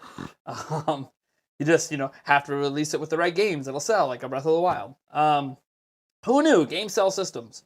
I sure. still remember when, like, Switch was sold out at launch, and more copies of Breath of the Wild had sold for the system. Right. It was very obvious Breath of the Wild was pushing Switch units like a mofo at the time. Yes. Yeah. But The point I'm trying to make though with the 3DS release dates is that even though during the 3DS era, it suggests that maybe Nintendo would release hardware almost every calendar year. If you look at the actual release dates, on average, they were closer to a year and a half gaps as opposed to a year. So then when you look at the Switch era, which is a different era, we're looking at 2 to 2.5 years. But the implication of some of these rumors is that we're going to get a more expensive model, which goes against the pattern in a year, which is still shorter than the 3DS era that had hardware almost every calendar year. You get my point? It's just that even the history doesn't suggest that we're going to get a more powerful model just a year later. But that doesn't mean it won't. It's just going against the pattern. This also depends on what the hell is a Switch OLED. What is this? The closest approximation is a Switch XL. a 3DS that's XL. the closest thing you can say is an XL, right? Yeah. Closest thing. I mean, it's not new hardware. You could argue maybe new 3DS. Like there's not additional horsepower though, so that's new 3DS had like more RAM and more horsepower. That's not this. 3DS XL is probably the best approximation. Yeah, like an XL model is probably the best approximation. I agree with that. Because the reason I bring that up is because there hasn't been a hardware refresh since the Switch Lite when they went to a shrunk down X1.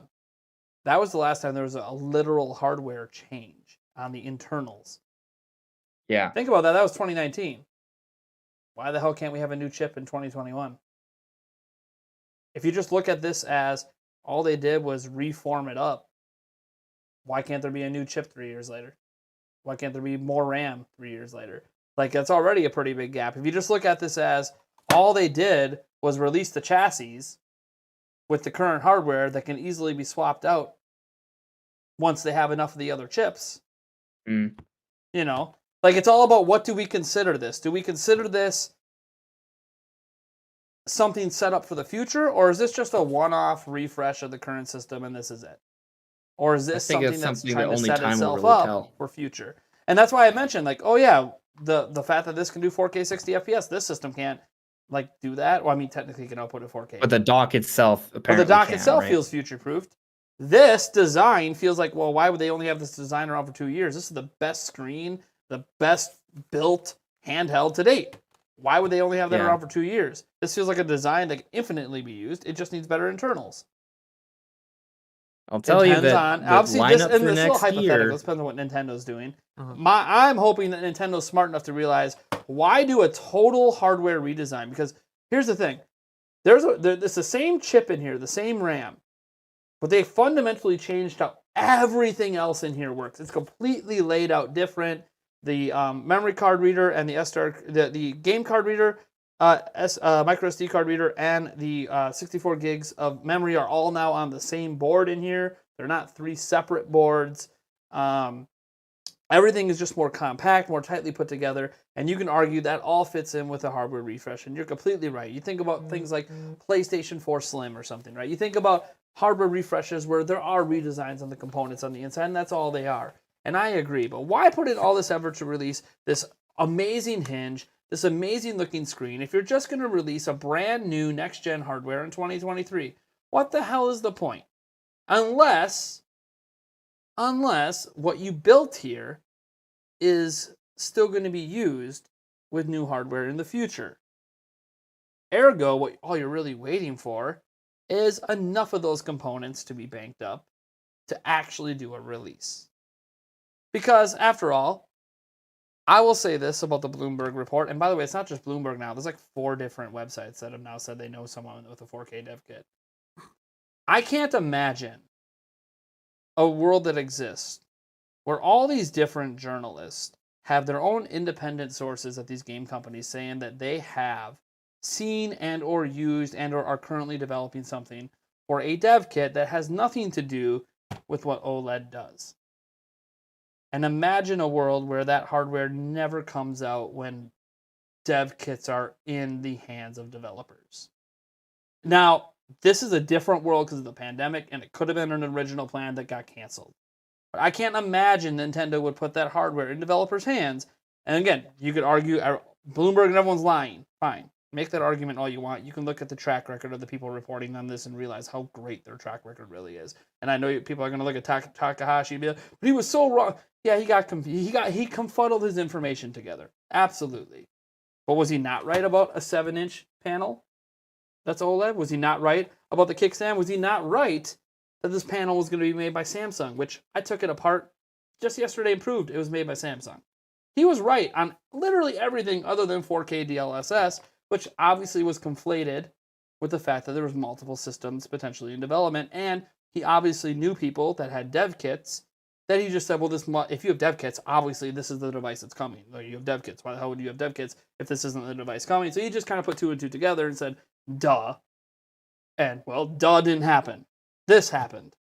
So I can't imagine a world where if we try to look objectively and realize why would all these developers be lying about having these dev kits?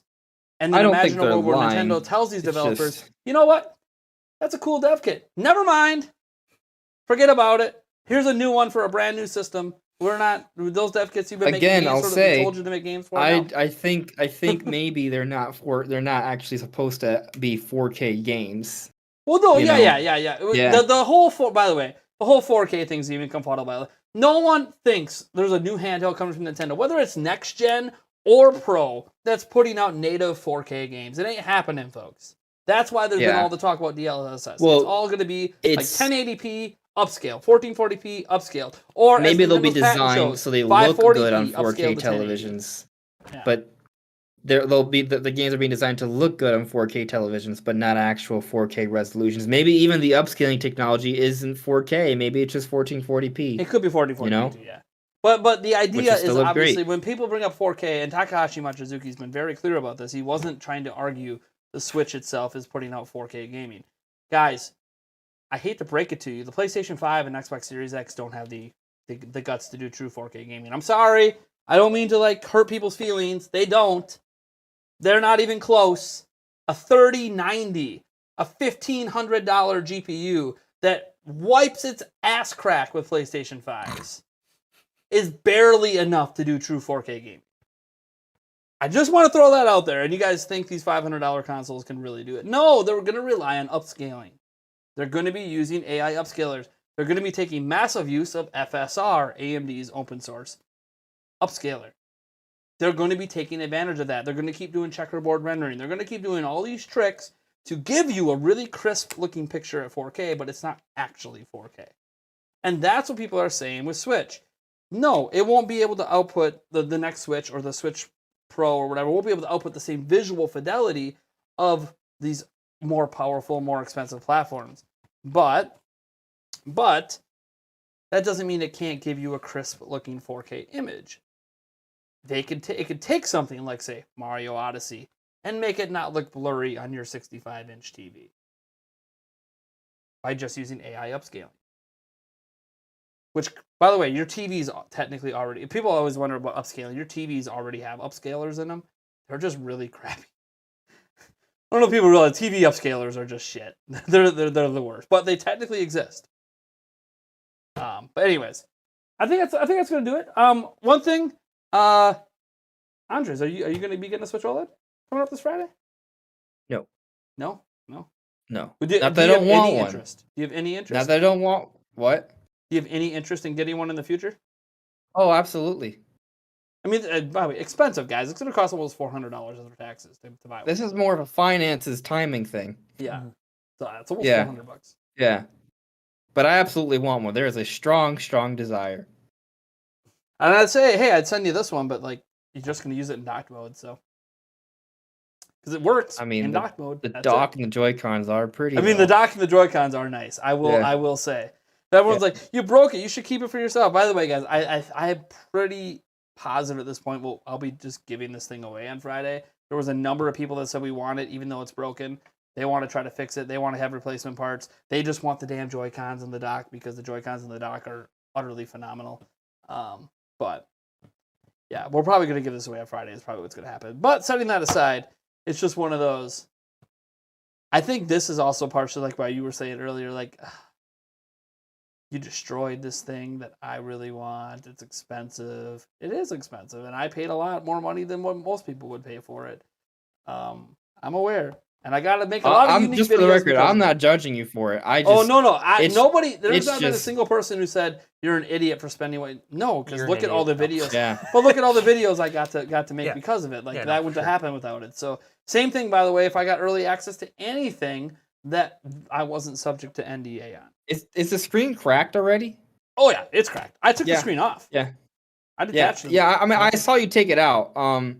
I just wasn't aware of what in my latest video, there's a shot towards the end where I go like this and show the cracks. There's a lot of cracks.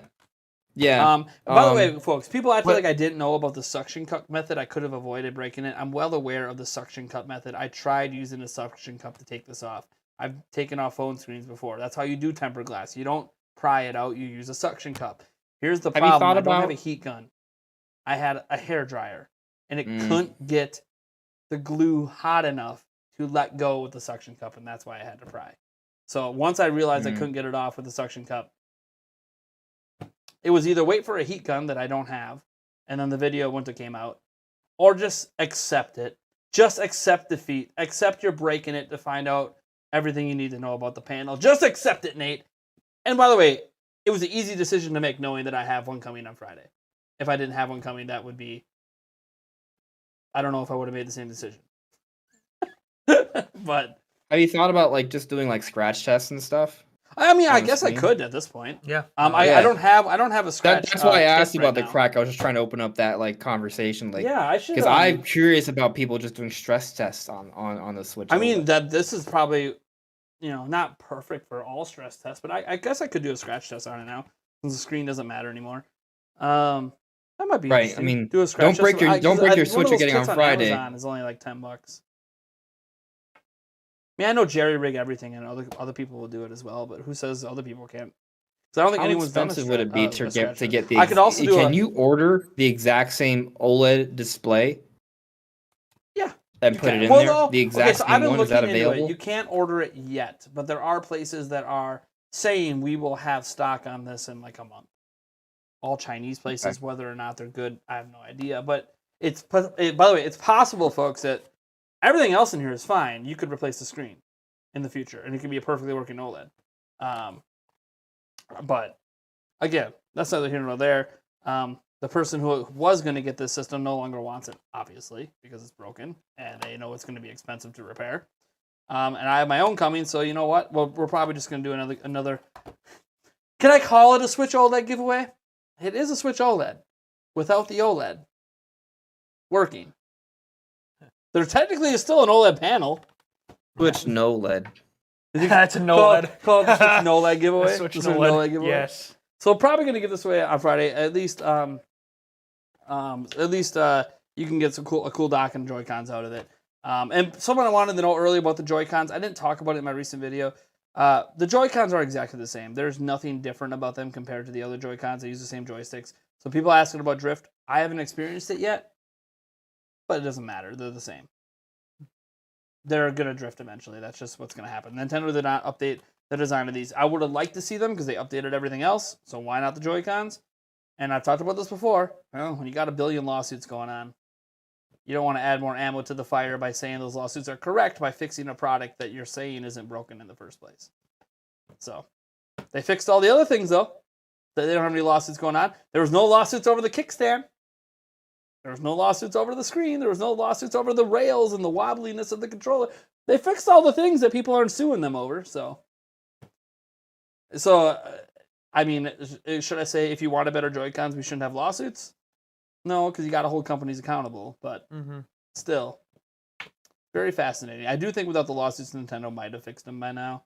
Just a theory, because they're having free repairs in the U.S. still to this day on it. So it's like, they would rather not do free repairs. They'd probably rather just have one they don't have to repair for free. But again, they have a lot of millions and millions of dollars in lawsuits going on with governments even that they have to try to deny there's things wrong. So it's funny because they initially were saying that, almost admitted that it was the thing that was wrong without outright saying it. One of those Nintendo denying, but then not denying, and confirming without confirming. It's like Nintendo's wordplay. Anyways, if you guys want to go check out Andre's Restart, why don't you guys go ahead and do that? We have a link down to his YouTube channel down in the description if you guys want to go check him out. He makes a lot of Nintendo-focused content like I do, except his is a lot more on the speculative and conversation side, not necessarily always reporting the latest news and all that. He'll get into stuff once in a while, some rumors here and there, but like a lot, if you go watch a lot of his videos, a lot of it's really great discussion-oriented videos that I highly enjoy. He brings up a lot of speculation, connects a lot of dots, brings a lot of facts into the equation. They're some of my favorite videos to watch. Honestly, I wish that you were getting the viewership I did, because I think your videos deserve the viewership more than mine do. So you guys should thank you for that. It's high go praise. check out his video. He's almost at 11,000 subscribers. That's, help him out there to subscribe. We're inching there. I'll say this: I always say this, if you enjoy the conversation that we just had right here on this channel with him, he has these conversations on his own channel with himself doing his own stuff, and then he has his own podcast as well on Sunday nights, which I've been on, I think, twice now. And probably will be on again at some point in the future. Just like Andre's Restart will be back on here at some point in the future. Yeah. So we're good friends. I'll say this one little thing. We did a little bit of a Smash hype stream the day before the reveal for Sora, and I talked about the Sora rumor. Now, I'm not going to take credit for I predicted Sora. I did not predict Sora. I, along with many people, acknowledged it as a strong possibility, but not necessarily my number one. However, I did say this. I did note that it was interesting that Sakurai's Twitter has Sora in the name, and there's Team Sora, his team that he works on. And of course, he brought that up in the thing too. And he brought it up, the connection, when he revealed Sora. So I did talk about that the day before the reveal. So, sometimes little things like that come up. If you want to dig deep into it, and we now know this, it's very apparent that Masahiro Sakurai was a massive Kingdom Hearts fan. He was not even trying to hide it. It was in plain sight, and that's why people didn't see it. It was hidden in plain sight. Maybe that's why you saved it for the final reveal. And the thing is, you can't even say that's speculation anymore. He said it himself. He's like, you might recognize Sora Ltd. It's like, by the way, I've played and beaten all these. Okay, he's literally been telling us Kingdom for years Hearts that he loves fanboy. Huge fanboy of Kingdom Hearts. So this, when it says Nintendo picked out all the characters, I gotta feel like this one character has been something he's been trying to make happen for multiple Smash Bros. Games. No, I've also read online too, though, that because Sora was very high up on fan polls a couple of years ago too. Yes. He brought that up. He's actually the winner of the Smash He said it was the number one voted. So they did a poll back for the 3DS and Wii U version about most wanted characters, and they never revealed the results of that poll ever. People assumed it was Bayonetta. Yeah. People, they never reveal. It was weird because usually when you ask a public poll like that, you're eventually going to reveal the results, even if you didn't get the characters. Well, they did. How many just years for cool, just for fun, fan conversation thing. You ask the public poll, unveil the results eventually, even if you don't release those characters. And he literally said, "Hey, the reason we didn't unveil the poll is because we really were trying to get this character in the game anyways, and it just took till now for us to do it. So now I can tell you, hey, this was the number one result on the poll. We didn't want to release the poll then because we weren't going to be able to add the character to those games, but it doesn't mean we weren't trying." And he basically tried to say, we've been really trying to get Sora into Smash for quite some time, and he made sure to say, hey, it took a lot of that Smash ballot to get probably really structured Smash Ultimate. Yeah. I bet a lot of the characters that were high up on there were probably gave them really good perspective on who to add into Smash Ultimate. Oh yeah, I think about some of even the initial guys, Ridley. I guarantee Ridley was probably somewhere in the top 10 in that fan voting somewhere. Metroid fans probably came through hardcore and said Ridley. Nintendo also probably told Sakurai, hey, get Ridley in here. Maybe same thing with King K. Rool. This is speculation, but because we've talked about how today. Maybe Nintendo has a big plan for both Metroid and Donkey Kong. And I'm Maybe sure they on a wanted poll those like characters that, in there for that Banjo-Kazooie reason. was probably up there somewhere Mhm. too, just on the fan poll. Mhm. And so, like, Pyra again, and he didn't. Mithra, It would Xenoblade be 3. interesting if Sakurai would have unveiled what the top 10 actually were, and then just see how many of them have gotten in. That would have been kind of cool. Yeah. It also could be, hey, maybe we don't unveil it because there's some other ones that haven't done yet that maybe they Yeah. want to add in future Smash games. So, like, let's Or not maybe unveil it's the just poll. like they're not gonna happen. Like maybe like Goku and Oh Iron yeah, Man or are like there. get your hopes up for things that aren't. Yeah, like Yeah. Goku's on Shrek. there. I'm sure Goku's probably number 2. Goku's always requested like crazy, and even though Sakurai has said all the reasons that a Goku can't be in Smash, everyone keeps hoping that those reasons are just not going to exist. I'll tell the you thing this is, one the little reason thing. for Goku not to be in Smash, technically, if you want to blame Sakurai for it, well, if he's no longer running Smash, technically, who knows what the rules are then? I'll say this one little thing to as like just a final little thought to consider. Yeah, that's what Sakurai said, but also Sakurai once said Ridley was too big. What he may think at one point can change. It's not that he's lying. It's not that he's backing up his opinions. It's just the times change and your opinions change. Your perspective on the design of a game changes, right? But then also, to your point, Sakurai may not have as heavy of a hand in the next game. But then also, the final reveal of Sora.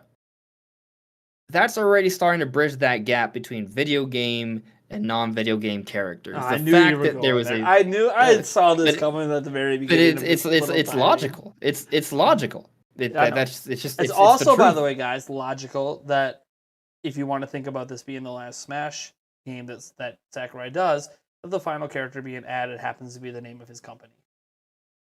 It's poetic. It's literally like the perfect ending. The ultimate best-selling fighting game of all time, the greatest video game crossover of all time, and he gets in his dream character that he named his company after.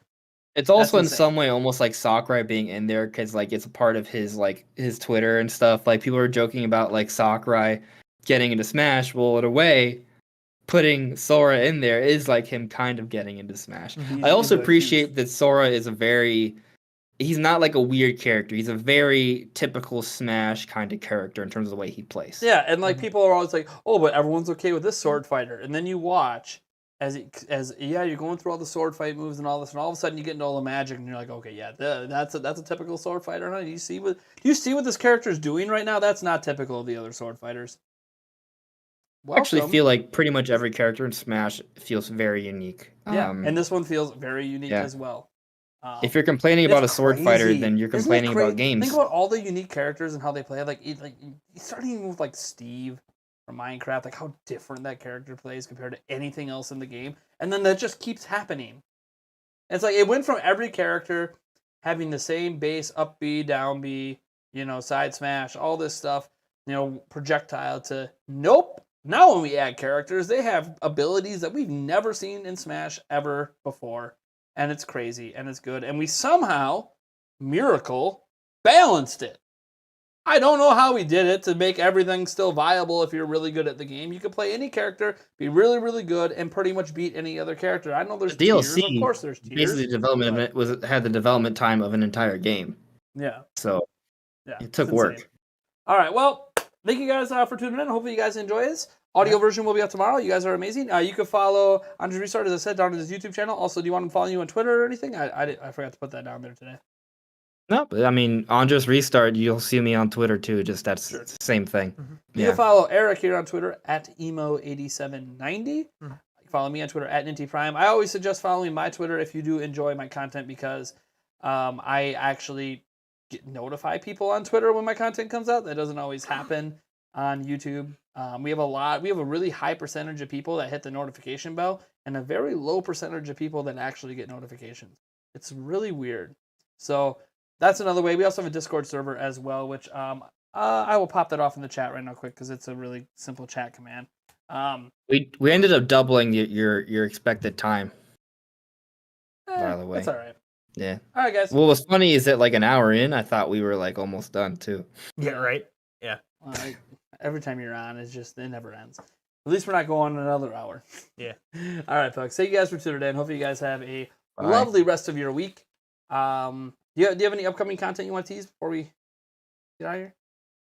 I'm hoping to come out with a Smash-related video tomorrow and perhaps a Metroid-related video later this week.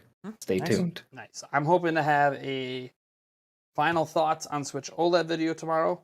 A little awkward since it's broken, but hopefully I have enough footage that I can splice together from other stuff to show it working, to show the things that I'm talking about. But I literally spent a week with it. I don't need to wait for one on Friday to do impressions. So we'll see what happens. So that's what I hope for tomorrow. Otherwise, we'll have a normal news video because I didn't get one out today. And we'll see you guys on Friday. I'll have a live stream on Friday night. Be giving this away and all this jazz. Well, vaguely watching the Brewers hopefully win. Well, they play in the afternoon, so. I know. Yeah. I know. You don't got to tell me. I'm aware. I've been watching it like a hawk. Yeah. And you know what I hate about this? Yeah. I'm nervous and think they're going to lose in the I know. NLDS. I know. I get you. I don't. I get you. I would hate to see it happen. Yeah. The second greatest record Brewer team of all time. Yeah. And I get you. I'm trying to temper my expectations. The Milwaukee Bucks are the NBA champions right now. Yeah. And I still can't believe those words are coming out of my mouth. I mean, I was wearing my Philadelphia shirt. Like, they're the NBA champions, so I'm trying to believe it's possible for the Brewers to also get it done. Somehow, in the same year. Probably not going to happen, but I keep hoping. Yeah. At least get to the NLCS and then end up losing to the Dodgers again or something, because we just can't beat them. But all right, folks, have a lovely day, and we'll catch you, whenever the next content goes up. Bye. Yeah. I should really get some ending music before I click end. Be like, here's the ending music and a goodbye screen. Yeah, this is your end, guys. Enjoy.